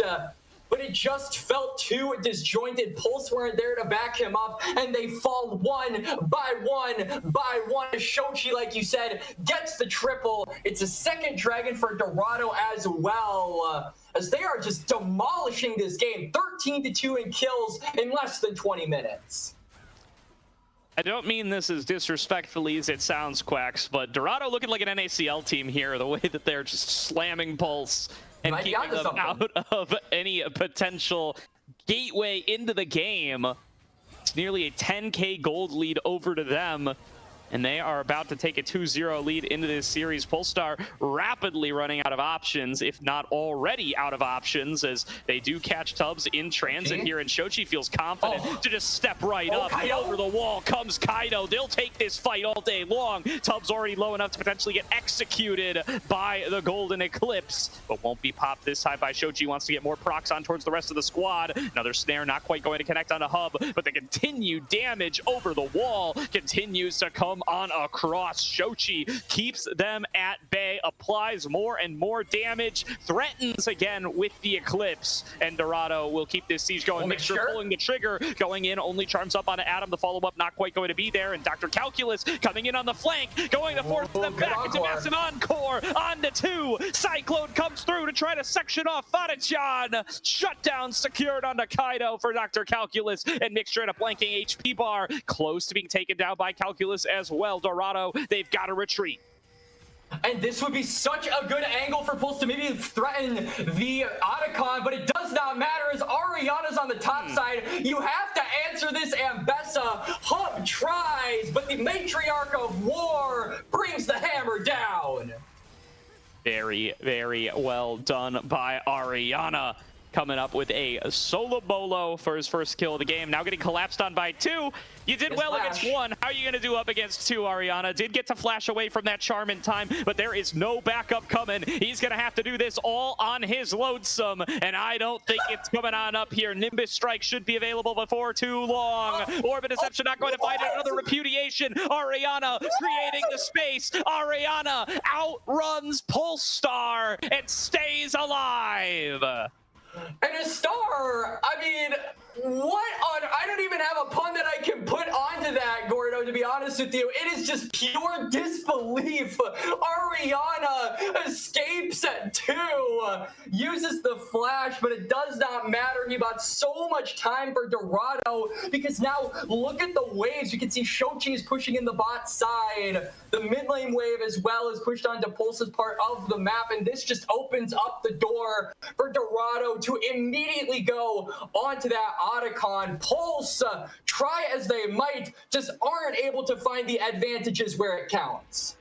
Ariana runs the 40 in 4.21, and he makes it all the way back in it towards the mid lane, keeps himself alive, and he might have to do it again here. He's got 2 people on top of him. Lace up those shoes, Ariana. You're getting back out there. Yeah, but I mean, he's right. He's got a turret this time. He's actually going to fight back a little bit. He's good. He's fine. He's out of there. No need to worry. And Kaido as well. Pulse's topside has to be careful. There's a grand starfall going onto their head. Fusion. Ariana launching himself back in there. Wants to fight up against Dr. Calculus. Bio going to get involved as well. Kaido's a little bit too late. Ariana's bitten off more than he can chew, and the speed might be there, but the damage is not. As Mixture arrives to try to bail him out. Gonna get the charm onto all 3. Big Comet Spear nearly takes down Calculus, but it's Calculus who gets the last laugh. Take it down a second. And it's a calculated 2v2 from the top side of Pulse as Tubbs is there to join up as well. Shochi almost goes down. Woo. Nearly going to be able to take out that big shutdown, and Hub sees it in his eyes, wants to be able to take him down. And Shochi making plays on Mel all day long. 11-0 and 2. Put it on the board. What a monster. Shochi with the unrelenting aggression going back in. Legendary now on the Mel. 10 seconds ahead of the 3rd Dragon. Pulse so far behind in this game. 12,000 gold separates these 2 teams. And if I was a betting man, Gordo, I would be willing to say that another dragon is going to separate them as well. Pulse, it feels like they have no hope of fighting for this neutral. Dorado, with how strong they are, don't even need to commit many members toward this. They're only going to bring 3 members. They're sending Ariana to the top side to deal with Calculus because they know this map is frankly all theirs. There's going to be a Baron in about 2 minutes, so instead of catching that bot wave, they're saying we fight topside, we gain control, and we can do it because we're so strong. Yeah, just force it now onto Tubbs. Mixture saw his team coming from a mile away and says, sure, that's enough for us to take the fight. Huge damage over the wall out of Shochi, and Kaido finishes off with 1 more Comet Spear. And Pulse thought that they were developing a foothold in the game, thought they were turning the momentum back around, and Shochi says, let me offer you a rebuttal. Oh boy, Kaido? Back over the wall, looking to keep this fight going. There's the snare, there's the kill. Shochi is a legendary. 4 items strong to his name as he finishes off the tier 3 boots. And he is just stat padding at this point. And I gotta say, I know he's had it for a while, but I love the Horizon focus on Shochi. The item gives you so much raw damage. We're seeing the damage on full display of this Mel. It's not just the utility. It's not just the range. This guy is hitting like a bus every single time he hits a Q. And he's hitting all the abilities, for lack of a better term, as he's just 1v3 unafraid. Yeah, getting into another fight here. Shochi just keeps the play going. The double kill. There's no way, back over the wall. Bio not able to get the bonk, not able to find the last little bit of damage. Shochi in a 1 versus 3 takes 2 lives and books it out of there. And before this series, Gordo, I actually got to interview, or not necessarily interview, but I asked Shochi some questions via Twitter DMs, because this guy has had such a storied career. Over the past couple of years, he has been the topic of multiple discussions, multiple power rankings, and has just been, I think, a really interesting figure to have in the space overall. And one thing that he told me is that he thinks his biggest improvement has just been being more commanding in the draft and in the early game, being able to go more aggressive and, you know, play around the team, ask for help where he needs it. And I mean, we saw it. We didn't necessarily see it as he gets another kill and is now legendary, but 4 kills to start for a Mel is absolutely insane, and just goes to show the improvement that this guy has had over the course of 2025 so far.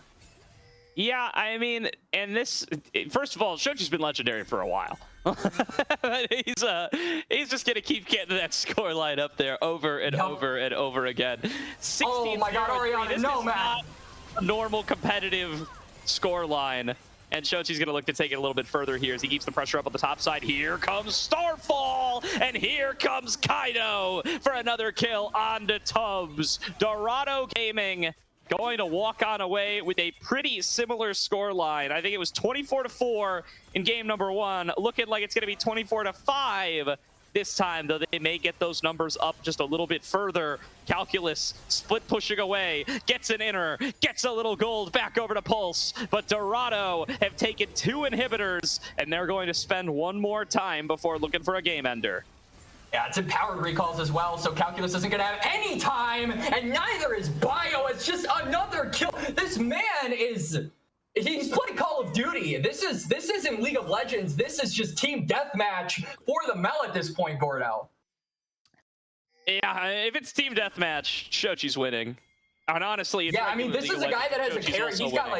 He's got like a care package. Like, he's just sending the UAVs after the entire enemy team. This is the kind of guy who only speaks, this is the kind of guy who like only says one word in the voice comms or only speaks Russian and then just proceeds to absolutely deck the entire lobby. Just ABG Friday. The only thing he says in chat. ABG Friday. ABG Friday. Happy Friday, Shochi. As he is looking to be able to get the full 20 kill streak. That is the tactical nuke, is it not? I believe it's a 20 kill streak. I've not played Call of Duty in many a year. It's been a while for me as well. Maybe I need to refresh myself up on some shooter game lingo. I know I've been invited a lot of the time to play some CS with the boys, but haven't yet taken them up on the offer as yeah, I mean, Shochi is just one tap, and I'm like, he has an op, and here we go. Here's a team fight. Oh, here's the 5-on-5. Huge damage comes on across from Shochi. Looking for the golden eclipse to come on across sooner or later. There it is. That's the closest to a tactical nuke we're getting this game. It's going to be an 18th kill to the likes of Shochi. Kaido chases him all the way up to the fountain, and Fadachan's going to be right at his back to clean up the ace. Mixture gives one back for funsies, but 30-6 is plenty good enough for a scoreline in game number 2. Dorado Gaming in what feels even faster without the first 10 minutes. They're going to go up 2-0. They're on match point. The road to El Dorado continues for the squad. One more win sets them up for a 3-0 and a dancing summer with the NACL.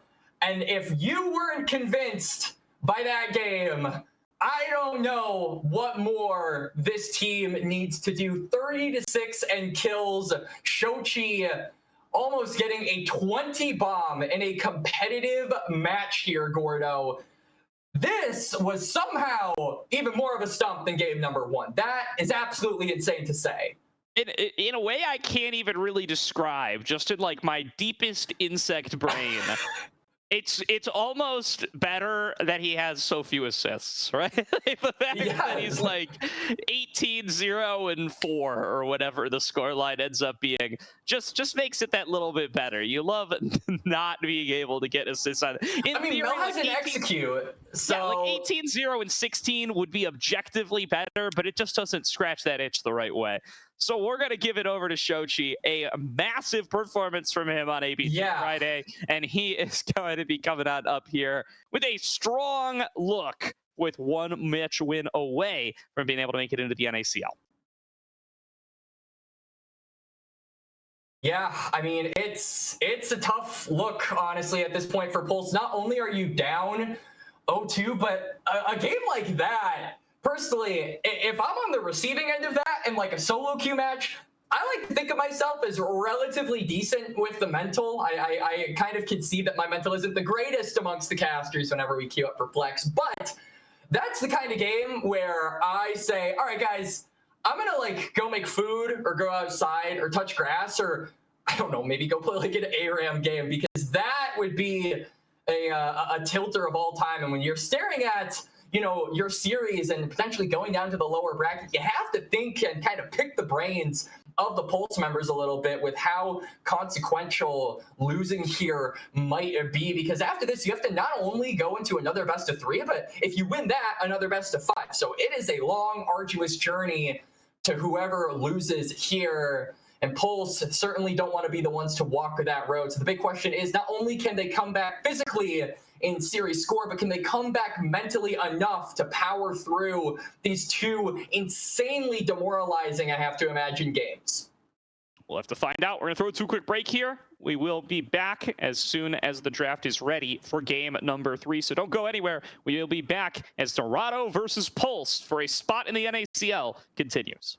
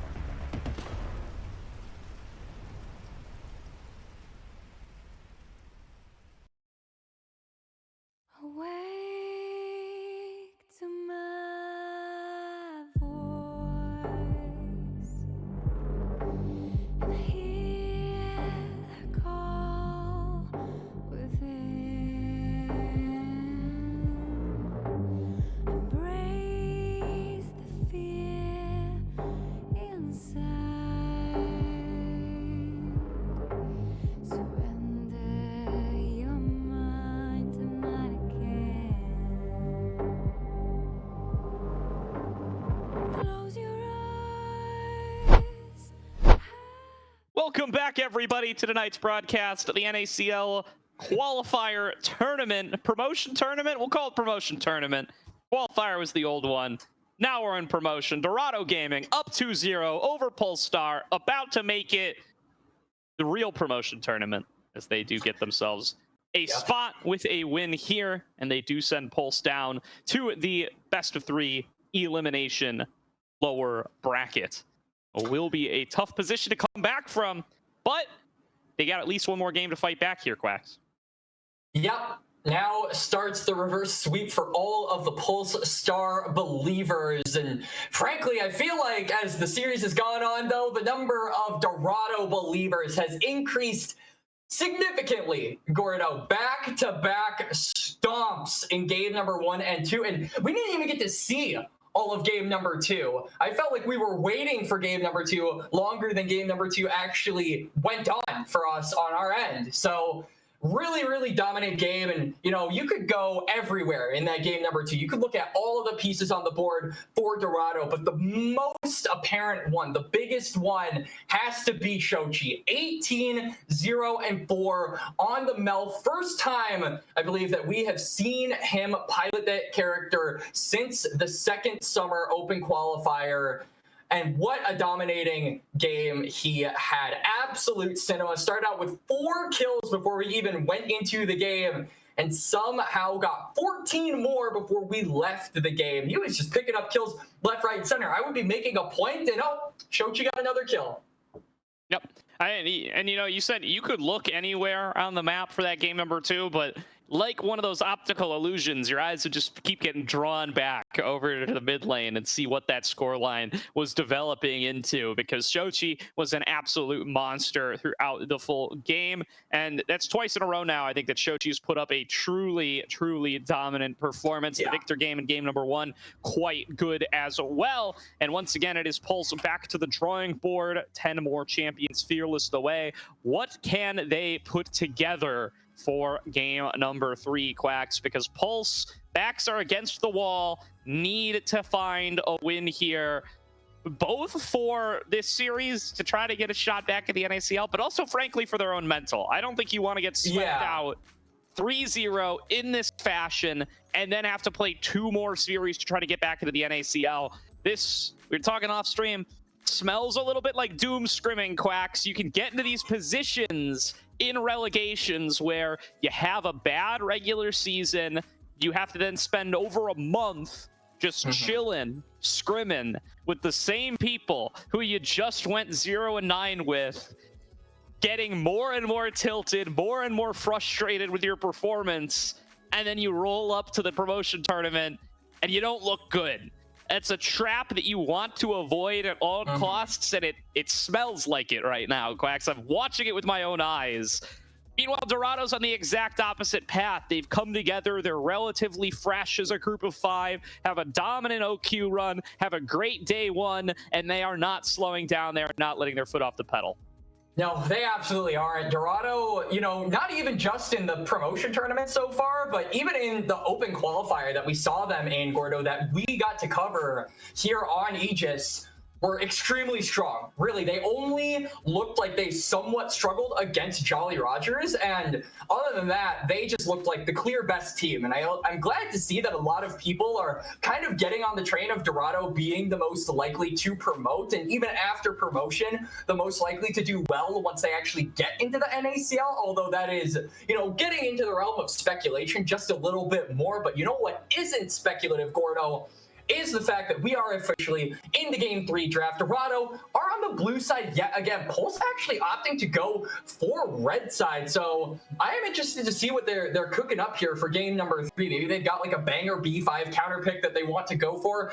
Honestly, at this point, when your back is so hard up against the wall, you got to be willing to pull out all the stops. So maybe Pulse have some dark technology that has eluded our perception, Gordo. Yeah, I'd like to see some mid-counter picks from Adam here. I think he's really a melee mid specialist in my mind. I think that's where this guy looks at his best when he's playing stuff like the Jace. He looks pretty good on. The Yone is the classic for him that I think he's done the best on when he was playing with the Apex squad back in Aegis over a couple splits ago, last fall ACL. He was playing with Mirage Alliance Baguette, which was just everybody on Apex except for why can't I think of his name? Everybody except Yes. Mini, and it was Adam instead, and he looked pretty good. Apex have only swapped out their mid laner, I think. Yeah, the Yone was quite dangerous there. I think his Silas has looked pretty good throughout the season. He's had some nifty little Silas games in the NACL. I want him on one of his melees. I think there's a decent chance that you get a solid matchup for it too, right? If you leave Shochi the opportunity, he'll pick something like the Galio. I think that's your best shot here for Pulse. You can't keep playing these mage versus mage matchups. They have not gone your way.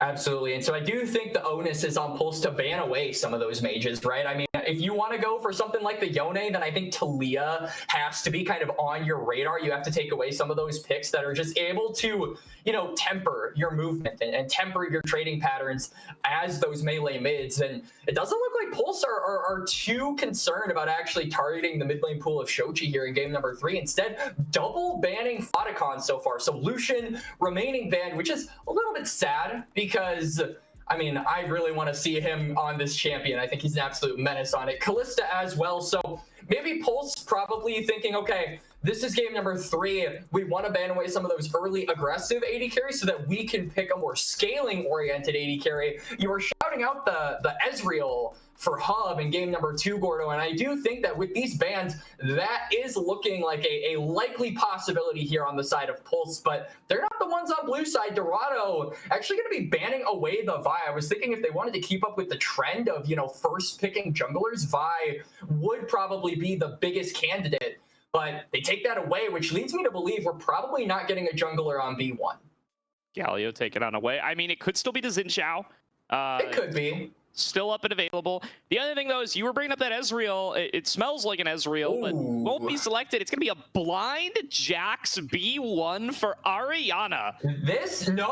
Nope. It's totally going to go to Kaido. The Jungle Jax has gained so much popularity in the competitive space over the past, like, couple of weeks. I see Griffin playing it on stream. I see it in the CMB Combine.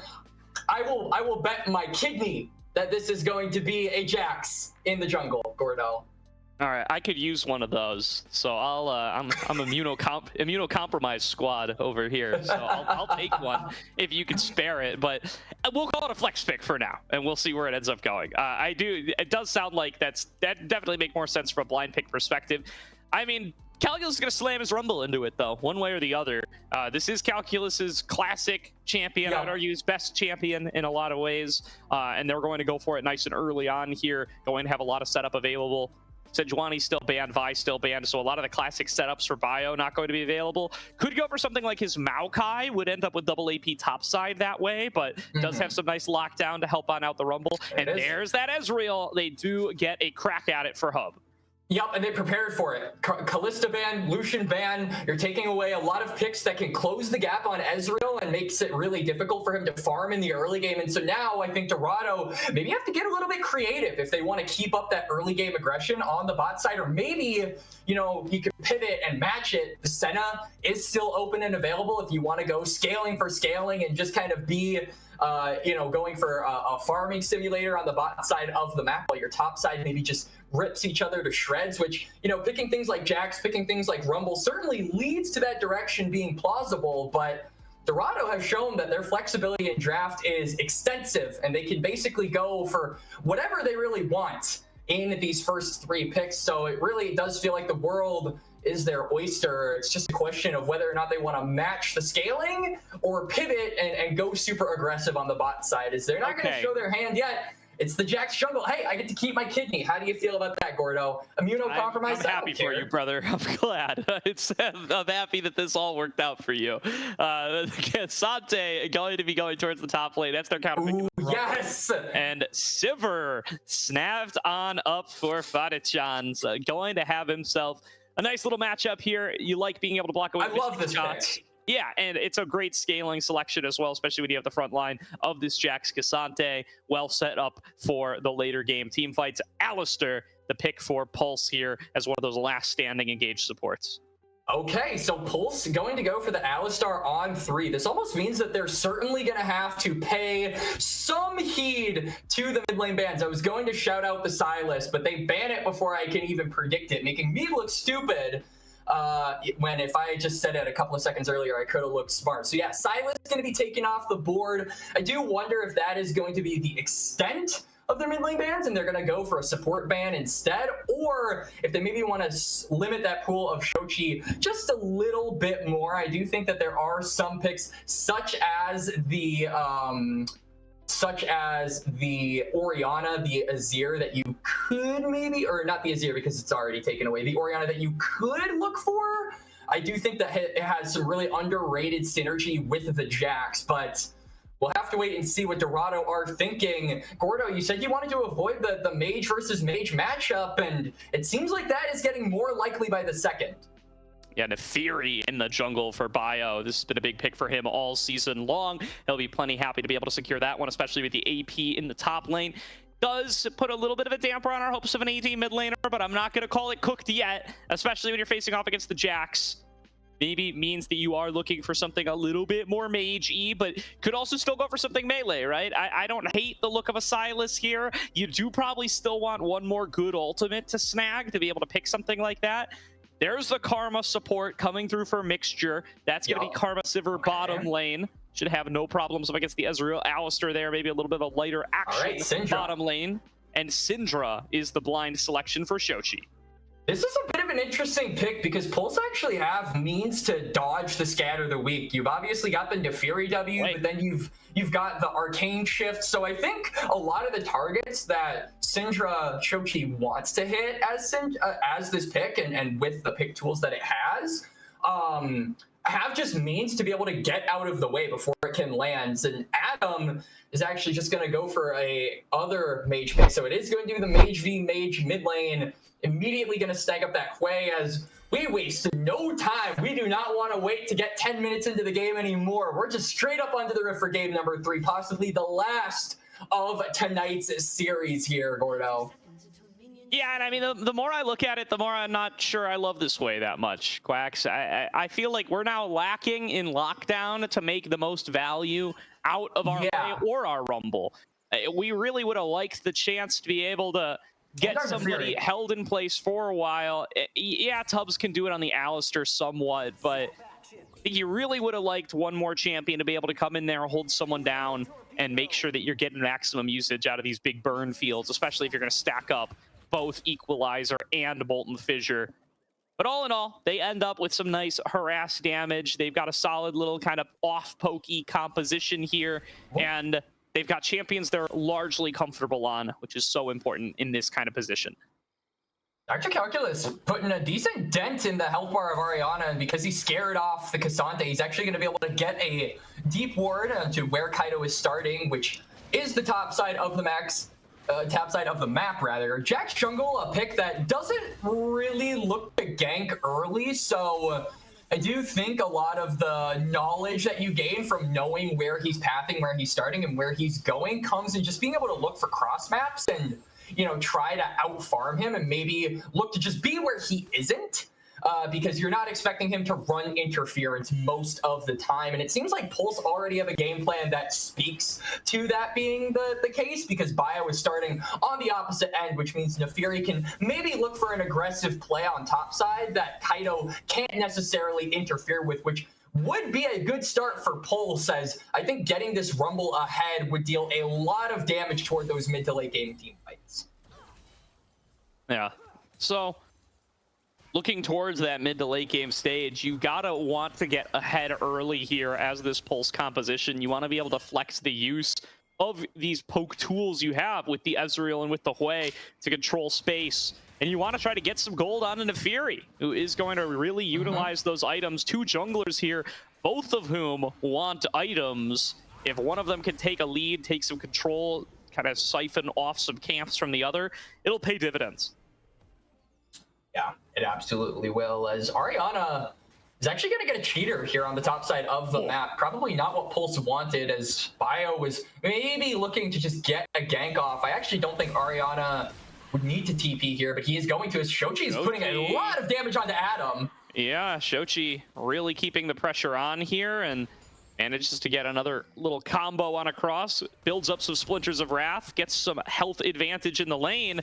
And Adam already feeling like he's pressured to try to take a recall. He does have the TP to get back, but it's been 3 minutes, my guy. Only about 2 of those minutes spent actually laning. You're not going to have that TP back for a while. Calling in Nefiri for a little bit of relief. But probably not going to be able to find anything too big. Like you said, it is that lack of lockdown. Wow, that's a tongue twister. That I think really plagues Pulse's ability to look for these early game aggressive trades, as Bio is still on the top side of the map. Could look to run interferences. This top lane fight. Yeah, Ooh, Calculus forced a flash there. Ariana using the last of his mana to force that summoner out of Calculus. Bio now coming in for a potential gank. Do you want to call out? Bio doesn't have the flash of his own. Ariana going to be able to get out of there. Yeah, Bio and Shochi did trade flashes in mid lane. It was missed there. Reminder, these are not Aegis spectators today. Do not flame our boys. But missed out on that one. Yep, so flash for flash trade on the top side. Bio not going to be able to secure that one, which is a little bit unfortunate, as because of that, it means that he'll be a little bit late to his respawns, thus giving Kaido a slight tempo advantage in the jungle. I do wonder if maybe after this full clear, Kaido, with how much shove that he's gotten from this Sivir and just the innate nature of a double ranged bot lane, he just immediately goes for that dragon, because I would imagine Bio probably won't be able to contest him on that. I don't think Pulse are going to have much in the wake of, you know, counter if Dorado have an opportunity to go for dragon. Yeah, definitely here. Kaido on his way on down has not had to dedicate any time towards pressuring on towards the lanes. Not that Bio has missed out on too much for that time that he spent over there. Maybe like half a camp behind at this stage. Shochi taking a rough trade in mid. Adam doing a good job of spacing out some of these dark spheres. And once again, Bio is lurking. Will be matched by Kaido. They spot each other in the river here. Oh, actually, Bio spots Kaido. Kaido did not spot Bio. So Bio going to take the opportunity to get forward. No flash available for Shochi. Ooh. Double Q out of Bio, and double daggers will put Pulse on the board for the first time this game. Yeah, they burned Shochi's slash earlier with that mid lane gank a couple of minutes ago, and Shochi, who used the scatter of the week to try and poke out Adam, had nothing left to defend himself, so he goes down. The gold is exactly where Pulse wanted. It's on the dogs, Gordo.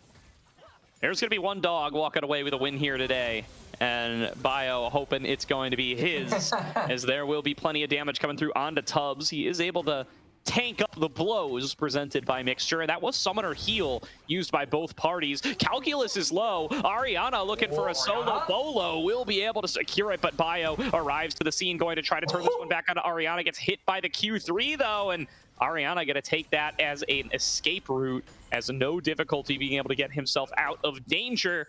So that'll put us at 1-1 on the scoreboard, as Ariana winning out another one-on-one, as he's done all tournament long. Pulse going in for the play. 2 versus 2. Hub and Tubbs show up to play, and Calculus, not Calculus actually, Bio gets a solo kill on the top side of Ariana, just like that out of nowhere. Pulse are up 4-1. Yeah, 3 kills befell on the red side as Polestar win out in top lane. They win out in bot lane. Never underestimate the power of Hub on his Ezreal. Scouts code coming up in full droves here for Polestar. In a 2 versus 2 bot lane win. This was the lane we needed to come alive. Grapes and I talked about this in the pre-show. We wanted Hub and Tubbs to keep up the strong laning performances they had presented for us at NACL. We wanted Bio as the player who this team has run through to show up and have himself a series. And finally, in game number 3, better late than never, here they are showing up to play with a gold lead to Pulse. And now the map movements are on point as well. They swap out the lanes. Their bot lane is topside, a couple of seconds ahead of those grubs. Bio is pathing up there as well, so should be able to at the very least establish a foothold on that side of the river. It feels like Dorado have no real interest in actually contesting this. Not only do they have numbers disadvantage, but you can see Kaido is on the bot side, maybe looking for a cross-map play as the wave has crashed and maybe a dive is possible. Yeah, getting underneath here, everything focused on to Calculus, although he stays alive for a little bit too long, nearly turns it back onto the likes of Kaido, but he stays alive. Grandmaster's Might doing its job there with the additional resistances, but there is a cross map for Pulse. They are going to be able to get themselves all 3 grubs thanks to their efforts here without losing out on too much. They should also be able to pick up some damage onto the turret, maybe a plate for Hub here. And I think it is also too late for Pulse to maybe look for a dive. I mean, Cassante is one of those champions that you just probably cannot dive. Like, it's pretty dang difficult to do that. Even if he doesn't have flash and doesn't have ultimate, just the innate tankiness of this guy makes it a chore and a half. So they're not going to look to go for a redive. It's mixtures here on the top side. And Dorado, although delayed, are finally going to get an answer to that lane swap that Pulse had hit them with earlier. Yep, and just using the True Shot Barrage there to guarantee that they're going to get themselves a nice, comfortable recall. Mixture going to do his best to make that a little bit tougher. Just chasing them down and creating as much of a gap before they're able to return to lane as possible. It's like that fight actually is breaking out top side. Bio goes on a killing spree, takes advantage of the 3 versus 2 to be able to collapse on a mixture and have a kill for the team. Would have loved to see it, but you can imagine it in your mind's eye. Oh, flash in from Ariana. This is one you're not gonna miss. Ariana, solo kill, second time this game. And name me another top laner that would go for crazy plays like this. Ariana's aggression is what makes him such a fun player to watch. Calculus, not able to respond in time. He goes down. And like you said, it's the second for Ariana in the wake of solo kills. His reward is going to at least be a plate. This Cassante looking to be the big powerhouse for Dorado here in game 3. Calculus did not calculate that one. Was not ready for Ariana to crash onto the scene once again and come on up with a solo kill. This Rumble truly set behind, but going to be able to get quite a bit of a distance on just his base damages, as is the nature of the champion. So will still be quite a threat if they are able to find some of these positive engages. And they are still finding really good trades where they're funneling gold into Bio and even getting some representation for Hub here as well on the Ezreal. Still feeling good about Pulse's chances in this one, but Ariana giving him a run for their money as he's completed the Kainic Rookard. Oh, hang on. Equalizer dropped. Yeah, not going to get too much sticky damage here, and instead it's actually Calculus just isolated, left alone, and bonked. Calculus. I mean, Calculus miscalculating that engage that he was looking for is now maybe a bit of a miscalculation on Hub and Tub's part. Bio is here though, so Boticon and Mixture have to be very careful. Trying to bait for it here. Going to see if they can get the dive on in. They're going to start off on a mixture. They get a good bit of damage off the back of the Eclipse with the lead, but the health bars are so low for the Pulse bot lane that they can't really fight back. It's Adam getting all into by Shochi. Shochi's all over him, flashes into his face and connects one more Dark Sphere for a solo kill. Back to Dorado. Pulse looking better than they have looked all series long, but they gotta get these solo lanes under control. And it's just Bio as well, a dog chasing his tail, saying my bot lane's in trouble, I'll save them. No, now my mid lane's in trouble, I'll save them. No, my bot lane's in trouble again, I gotta go bot lane. It just feels like it's getting out of control, but he finally gets a kill. He catches the car. The mailman is done for. Now going to have to fight right back. One-on-one with Kaido, but he's got 4 kills to his name, and he's happy with those odds. Bio, unstoppable, as he takes 2 for 1. Don't do it again, Ariana, please, come on. He has a family. Man. Here is that one I was talking about. He's going to be able to probably finish this one off. The third Atofo strike need to connect. He finds it. Calculus, though, able to get out away from the last one. Ariana does not care, though. He'll eat these turret shots for breakfast as he takes down another. Man, Ariana is seeing the discourse on the other sides of the map. Bio being 5-0 and saying, well, I got a match match him. I gotta be strong in my own right. I gotta give Dorado a win condition. And he is keeping that prospect alive. 3-1 has the Rookery completed. So now I'm wondering if, because the biggest threat on Pulse is an AD damage dealer in Bio, he's going to immediately pivot toward going more armor resistant, dealing with this Neferi and trying to chunk out Pulse's main carry here in game 3. Yeah, and I mean, this is jungle life, if anything is, right? You're 5-0, your top laner's 0-5. That's just every game, is it not? Does it remind you of the wax? Yes. Congrats on Masters, by the way. I appreciate it. I appreciate it. It was an arduous journey, but it was one that I was glad I took. Because now, though, Pulse have finally gotten themselves a game where they're on even footing when the plates drop. But it feels like this is really a case of putting all your eggs in one basket, or, you know, all of your barks in one dog, should I say, hoping that he has the ability to bite down. I don't know where I'm going with this, but point is, Bio is really the big win. All of your hot dogs in one stand. Sure. Yes. Thank you, Gordo. This is why you're one of my. This is why you're the GOAT co-caster to have for things like this. You always save me from making a fool of myself. As Bio, you know, 5-0 really has to be the carry and just simply cannot drop the ball. If he drops the ball, we've seen what happens when you do that against Dorado. It's not even just Pulse. This team takes any small advantage that they can find and just runs away with it, as now Ariana is killing Calculus between the turrets. Now, what else is new? And Ariana up with a 2-level advantage at this stage. He's got more magic resist than he knows what to do with. But fight breaking out in the mid lane. That's a double knockup connecting through on the Bonachan, and Bio here with the double daggers to follow up. Gets him down to about half HP. Hub connects another sniper shot off of his Mystic, but not quite going to be able to finish him off. Another true shot barrage not going to connect onto its target, but a very low Fadachan with no summoner spells. They like these fight chances. Hub able to fall back away. Tubbs taking a fair bit of damage, going to end up popping the Unbreakable Will. Bio is in. Back line, looking to finish off Fadachan, but cannot connect the daggers. Tubbs gonna be the first one to melt on down, but Calculus has arrived, throws down the equalizer and melts through Shochi. Ariana holding off 3 on the other side. It's an isolation on the Bio. It's a double kill over to Kaido as he re-engages onto the fight, finds himself on top of Adam and picks himself up. A triple kill. Pulse with no chance. Sans Jungler are pushed out of the river.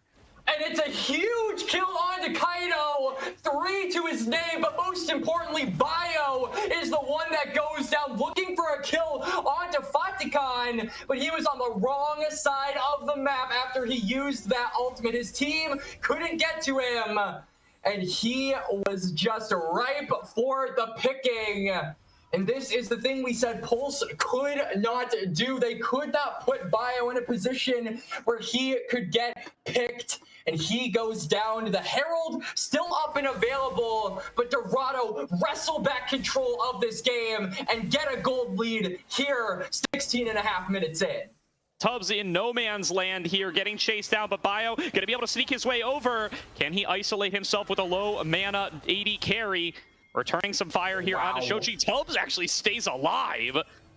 And look at that cow on the verge of death, but stays standing, will be able to fall back away. But still, those chunks feel rough for Pulse, and Dorado see a chance to start off the Rift Herald.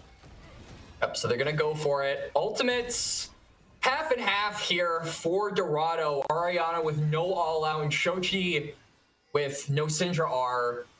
I'm not the guy that has to memorize the ability names, so leave me alone, as it does mean that this might not be the best timer for them to fight, but they do want to go for the Herald simply so that they can break open the first turret of this game, or so that they can get Pulse out of contesting them on the bot side river. This is a very volatile objective for Dorado to get, and one that has multiple different applications if they can actually receive it, which looks like they are, as Pulse are not concerned about that contest, but instead fighting mid.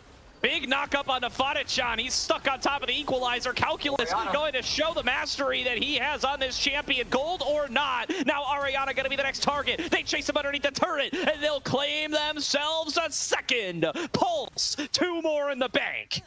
Yeah, what's a Herald when 2 kills would do the trick, but better. Dragon up, Pulse 5 members strong. The only one missing is Adam. He's holding down the fort against Shochi. Actually almost loses his life for it, which means a turret will be there for Dorado on the top side. So at the very least, they get a little bit of a cross-map trade at the end of all of this. Going to get themselves a second dragon here to take the lead in that department. I don't know if you missed it there. Before that fight, Adam did chuck Spiraling Despair into Narnia. Was not able to get too much of an involvement in towards that fight, but a really good knockup from Tubbs and a really well-positioned equalizer from Calculus to get themselves some footing in that fight and in that mid lane. Going to have to continue to fight for it here. Hub still only on 1 item. There is a scaling route here for the likes of Polestar if they're able to keep it going. Hub, very dangerous in these fights. Bio still scaling on up, but Shochi solo killed Calculus. Somebody has to find a way for Calculus to lane. Yeah, I mean, Calculus 2 and 6 on this Rumble has not been having the most efficient of games. I actually just looked at the Sintra stat counter, has 103, so execute available officially for Shochi, which means a lot of bad things for the very squishy comp that Pulse have drafted for themselves. This isn't really a point that we bothered making in the draft or in the 19 and a half minutes of this game number 3, but they don't have really a big dedicated front line outside of Tubbs. And I feel like with how much damage and how, prolonged you usually want your fights to be, you probably wanted a little bit more frontline. So I think the big onus is going to be on Pulse to just try and space make from here on out. Fight where you can, where it's difficult for Dorado to, cover that distance and get onto the back line. Bio lurking around here. Fadichan going to end up popping that on the hunt. They're going to look for the fight as they punch Shochi back into the team, but he's going to be able to flash back away in time. And fat shields from Mixture have pretty much stopped this play in its tracks. Rift Herald coming on through. Ariana on the flank knows that he is under no threat here. He's just going to stand there and emote right in their face. Interrupts the recall from Hub as they're going to try to take a fight onto him, but he's just so tanky. He's absorbing it all as the Rift Herald crashes in once again. Going to take that turret to about half HP. The full 5-man squad of Dorado going to keep this one going. Adam arriving to the scene a little bit late, going to get jumped onto by Kaido. Ariana's on top of him as well, going to go into the all-out, but it's a 4 versus 3 on the other side. Bio launches himself in towards Shochi. Tubbs is following up behind, able to line the pulverized headbutt on towards Mixture. Shochi going to be the first one down. Mixture going to join him. It's a double kill back over to Hub. And Kaido and Ariana, they full sent it for Adam, but their team loses the fight on the other side. Yeah, they get Adam. It is the way going down, but they lose 2 as a response. So Pulse going to be the winners of this fight, but it seems like Dorado maybe want to try and keep this one going, or at the very least Pulse want to with their numbers advantage. Ariana channels his recall, so he isn't going to really be present. Here's Kaido! Oh, going to be way up in their faces. A big true shot barrage, though. Going to keep Fadichan low. And I think this is where the play ends. Shochi going to have access to this TP in 3 seconds. Mixture already back alive and moving out onto the map. And the Otacon going to be the focus here. These recalls are too disjointed. Hub still can't get himself back into the base. And Dorado sees the opportunity to start onto this Otacon. And I mean, look at the flashes on Pulse. A lot of their key members, Hub and Bio in particular, don't have the defensive summoner spell. So going into this pit, or going into this circle would be a one-way ticket, but Bio wants to try anyways. Yeah, Adam taking a big chunk of damage early on there from Shochi. That was a commitment to the Unleashed Power, but the Otacon is cleaned up. No problem. They think they have Shochi isolated, though. They layer down the red carpet, and Bio's all over him. Bio able to find an isolated kill, but Fadichan working on the mid inhibitor turret. The recall from Calc has come on across. I think he might barely be able to save this one. But oh boy, Fadichan has gotten so much done. He will be able to get off, but now on the hunt. Will it be enough to get him out to safety? I think it will. Bio's got no ultimate. That's all committed there by Fadichan. which does mean more than likely this dragon is going to be in control of Pulse. Adam going to channel a reset here. Calculus will deal with Ariana on the top side, but he does have teleport, so they can get that rumble instantly toward the fight. The big thing, though, is no equalizer if this is going to be a snap decision for Pulse, as teleport actually comes in from Ariana. Dorado want to fight this, but don't have control of the pit. It's going to be up to them to wrestle it back. Yeah, trying to fight for this prio here. Constant molten fissures coming out across from Adam to try to clear out this wave. Mid prio, a tough ask as well, as Fadachan is just tearing through these things. 2.5 items in on the Sivir. Constant boomerang blades to be able to keep things cleared out. It's going to be an early fight starting off with Kaido. A double stun is found by Shochi. Ariana's in on the flank, and Bio is already done for. TP being channeled by Calculus, but this is already cooked as Tubbs is in the middle of nowhere. Turned into mincemeat by the likes of Dorado, as Kaido's going to be able to close it out. And there's only 3 members left alive for Pulse. They've got no chance at challenging this dragon. Not the end of the world for Pulse. It's only second Drake for Dorado, but it significantly hampers your ability to scale. You want this soul because your comp is so good under scaling conditions. And if Dorado are constantly throwing a wrench in that plan, it's really going to increase the difficulty that you can actually take these fights to Dorado. Baron going to be up in a little less than a minute. You could already see Dorado starting to gravitate toward this top side. I think first they're probably going to want to kill this mid lane, just push up these waves so that they have more room to go for these wards, as Calculus just gets taken down to about 40% HP in one combo by Shochi. Yeah, I mean, Shochi's just chucking that ultimate out here, and you can't blame him for it. It's doing so much work on any of these squishy targets that they're able to find isolated, and it comes back up fast enough that they're rarely punished for its absence. Fadachan going to be able to pop that early on the hunt to be able to space out up against Tubbs and Bio, making sure that he is not the victim of a pulverized headbutt combo. And the gold lead just growing bigger and bigger for Dorado here. Hub finally on 2 items, but needs a lot more than that to work through the tanky Ariana. Yeah, Ariana, a huge issue in this game with just how tanky he is. I'm glad that you pointed that out, Gordo. Kaido as well, you know, kind of being a bit sneaky with how strong he has been in this game, but instrumental to a lot of these fights now. 6-1 and 2 on the Jax, 2 items in. Probably very, very tanky himself, especially against Bio, who really still remains Pulse's biggest win condition. Hub has obviously gotten some items under his belt, now has that last Whisper, so will be getting some armor shred. But I think a lot of these team fights really rely on that ult from Bio going through, as Tubbs a little bit late on the unbreakable will there, going to find that he is quite breakable when he's this low on health. Fadachan going to be able to finish that one off. Bio doing his best to avoid over on the other side, but Fadachan is approaching through mid lane, one-on-one with Hub. Hub going to be able to return fire quite effectively here and takes both bot laners down to low HP, but there's still no Alistar, and that means there's no front line. Red carpet laid down, going to chunk Shochi down pretty low, but they can't finish him. They can't connect the severing bolts, and they don't have the follow-up damage, and the whole damn time Ariana is claiming more inner turrets. Behind. Looking for Hub. Hub has flash, so should be safe unless Kaido goes absolutely crazy. He's not going to. Bio is on the flank here, so I don't what are Pulse cooking? Who let the dog out? He's gonna keep himself somewhat contained here. Ariana's flanking the flanker.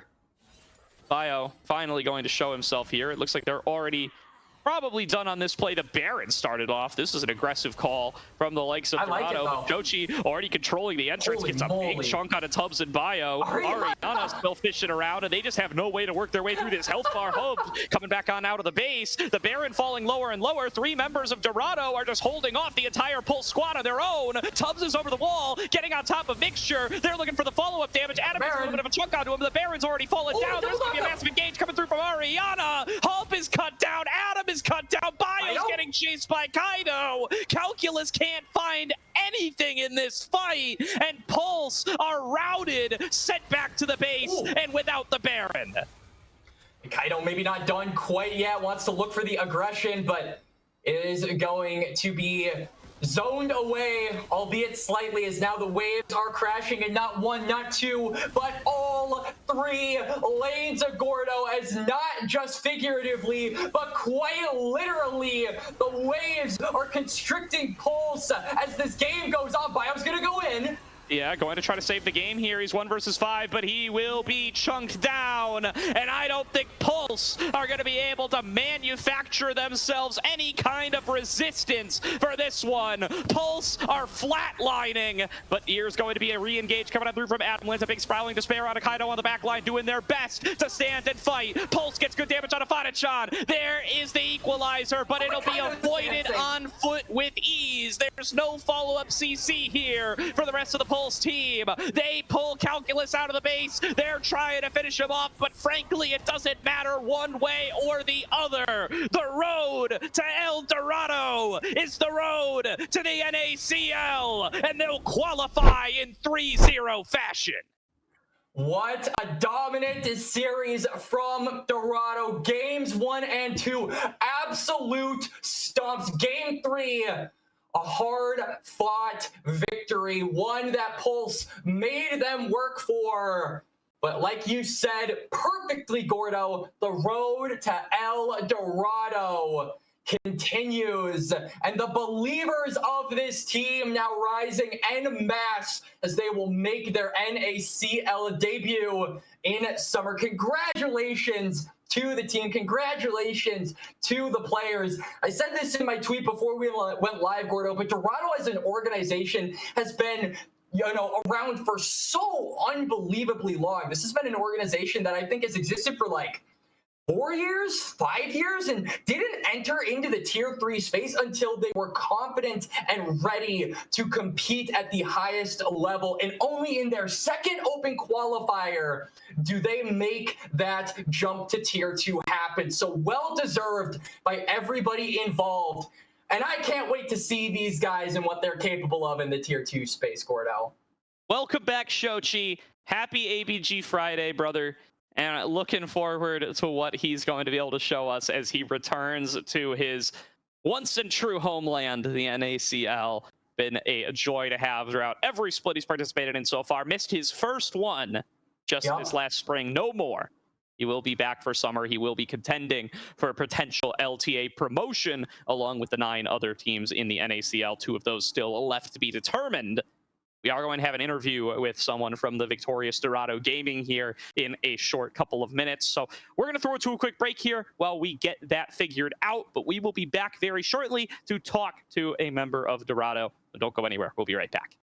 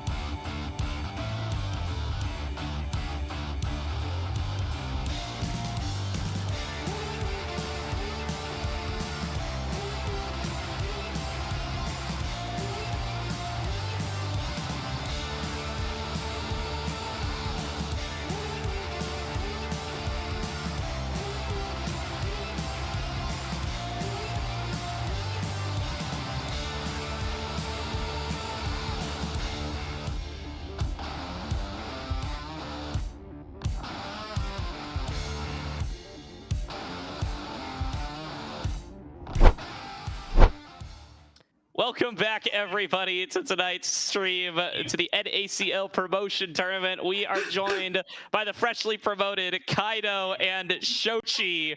Got a little 2-in-1 picture here to represent these guys. Congratulations on the win. Welcome aboard, gentlemen. Yeah, thanks for having us. I got Kaido Jungle on my mind as always. Oh, nice, All right. bro.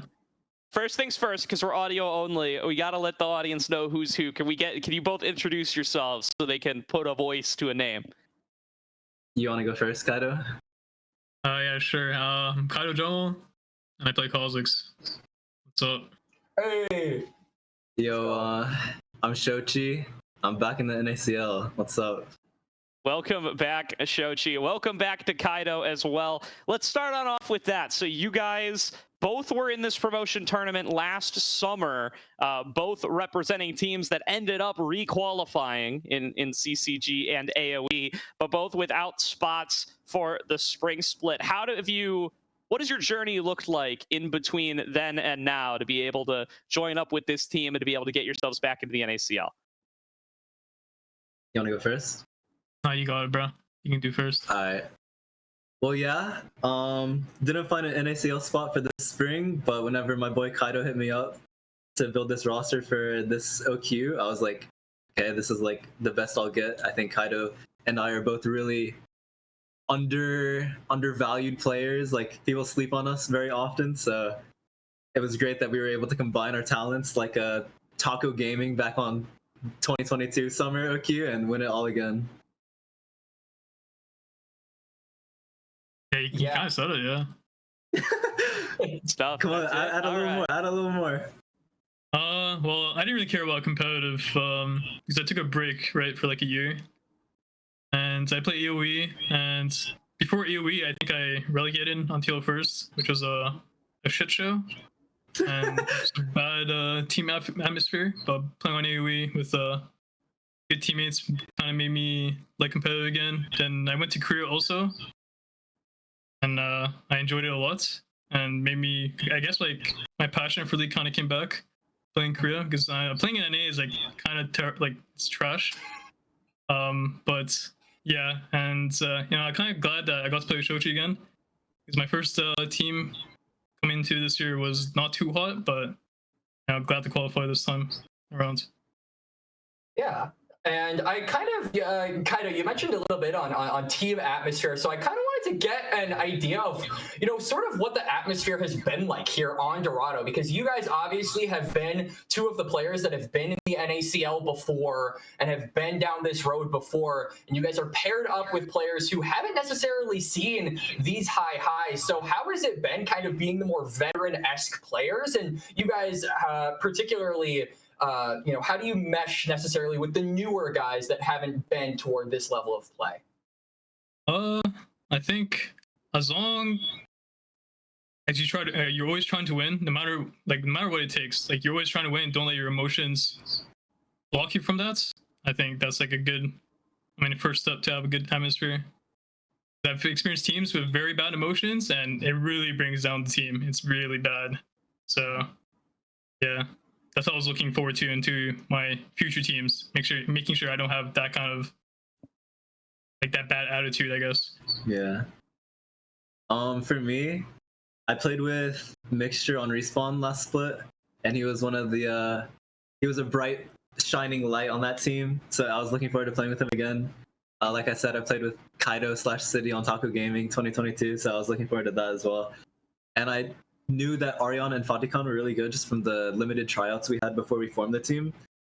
And we're all like really aggressive players, so we see the game pretty similarly. So I was looking forward to playing on this team, and I'm glad we won 3-0. Stuff, good stuff. So Yeah. I mean, a 3-0 run here, 2-1 yesterday, 3-1 OQ finals, perfect run through OQs before that. It's been a really, really solid run for this Dorado squad since you guys have come together as a team.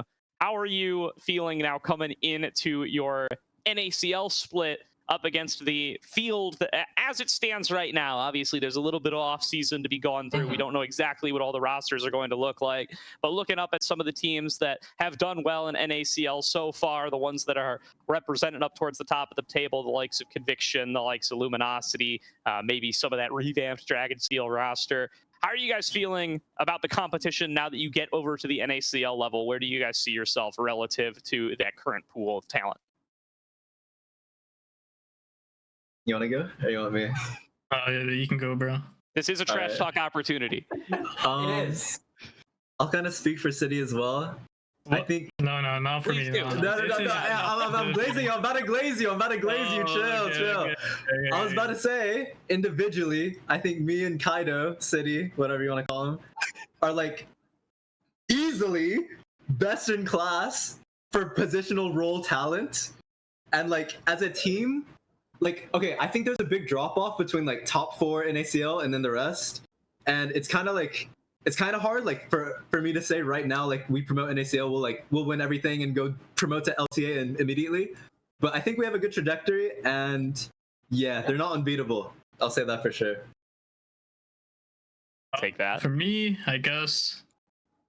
I mean, let's be honest. After your airport dropped out, the only 2 real teams are Luminosity and DZ. The rest of them are pretty trash, so not really good at all. So it's just those 2 teams to beat. That's all I care about, to be honest. Right. I mean, I like it. I love the confidence.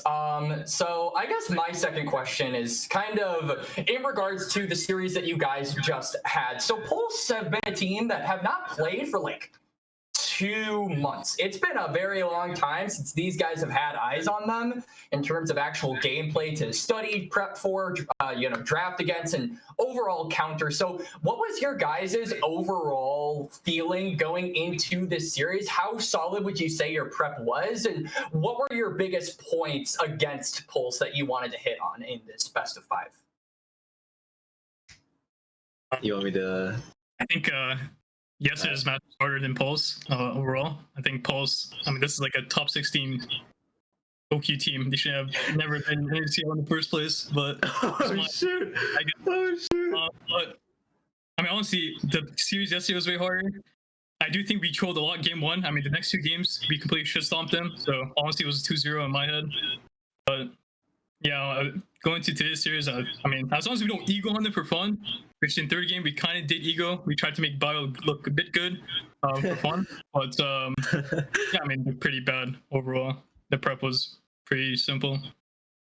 Yeah, we kind of just prep for them like any other team we would prep for, like not egoing them, like Kaido said. And as long as we had like a remotely playable draft, like we're just better in 5 roles, so we don't have to make the game crazy. We can just do what we're good at and we'll win. Good stuff. Well, thank you very much for joining us. I have one more question for go ahead, Kaido, Quacks. actually. Follow it up, brother. God. All right, There you go. Kaido, listen to me. It's a very simple question. I have another Kha'Zix one trick in the chat who I see. argued with me about the Q versus the R evolve on Kha'Zix in game number 1. Yeah. Q is better, right? First, like always. If you're fundamentally good at the champion, Q will be better majority of your games. R evolve is for noobs. Thank you. Yeah. Thank you That's very all much, I had. Kaido. to ask. Oh, Thank you. That's That's the the answer final I word. wanted. I'm not going to interrupt the Kazakhs conversation here, but thank Yeah. you very much for weighing in on the debate. Last word goes to you guys, though. Anybody you want to shout out before we close out the stream here and send everybody on over to Aegis 2? Stage is yours. You guys qualified. You go it first, I I got guess. it. Uh, Shout out ABG Friday, ABG Saturday, ABG Sunday, Soulful White Boy Sunday. I kept it. Shout out Gutek, shout out Coach Miliana, shout out my team, shout out Dorado. And yeah, that's about it. Shout out Serene, shout out Chungus Chiller, shout out Crow. Yeah, there's too many to shout out. I'll leave it there. All right. I guess, yeah, shout out to the team and Coach Miliana. I don't know about the other stuff that Shoshi said, but you know, that's a bit too zoomer for me, but yeah. We'll take it. We'll take it. All right. Yeah. Well, thank you so much for joining us, guys. Congratulations once again on qualification into the NACL. Looking forward to this upcoming split featuring your team. That's going to do it for today's stream here on Aegis. We're going to send you guys over to Aegis 2, where I believe the AVL is still underway, so plenty more League of Legends action on ahead. It's going to round out for this particular stream. So for myself, from Quacks, from Grapes, who subbed in for game number 1, and Caddy on production. Happy ABG Friday, and we will see you guys next time. Yes, sir. Yes, sir.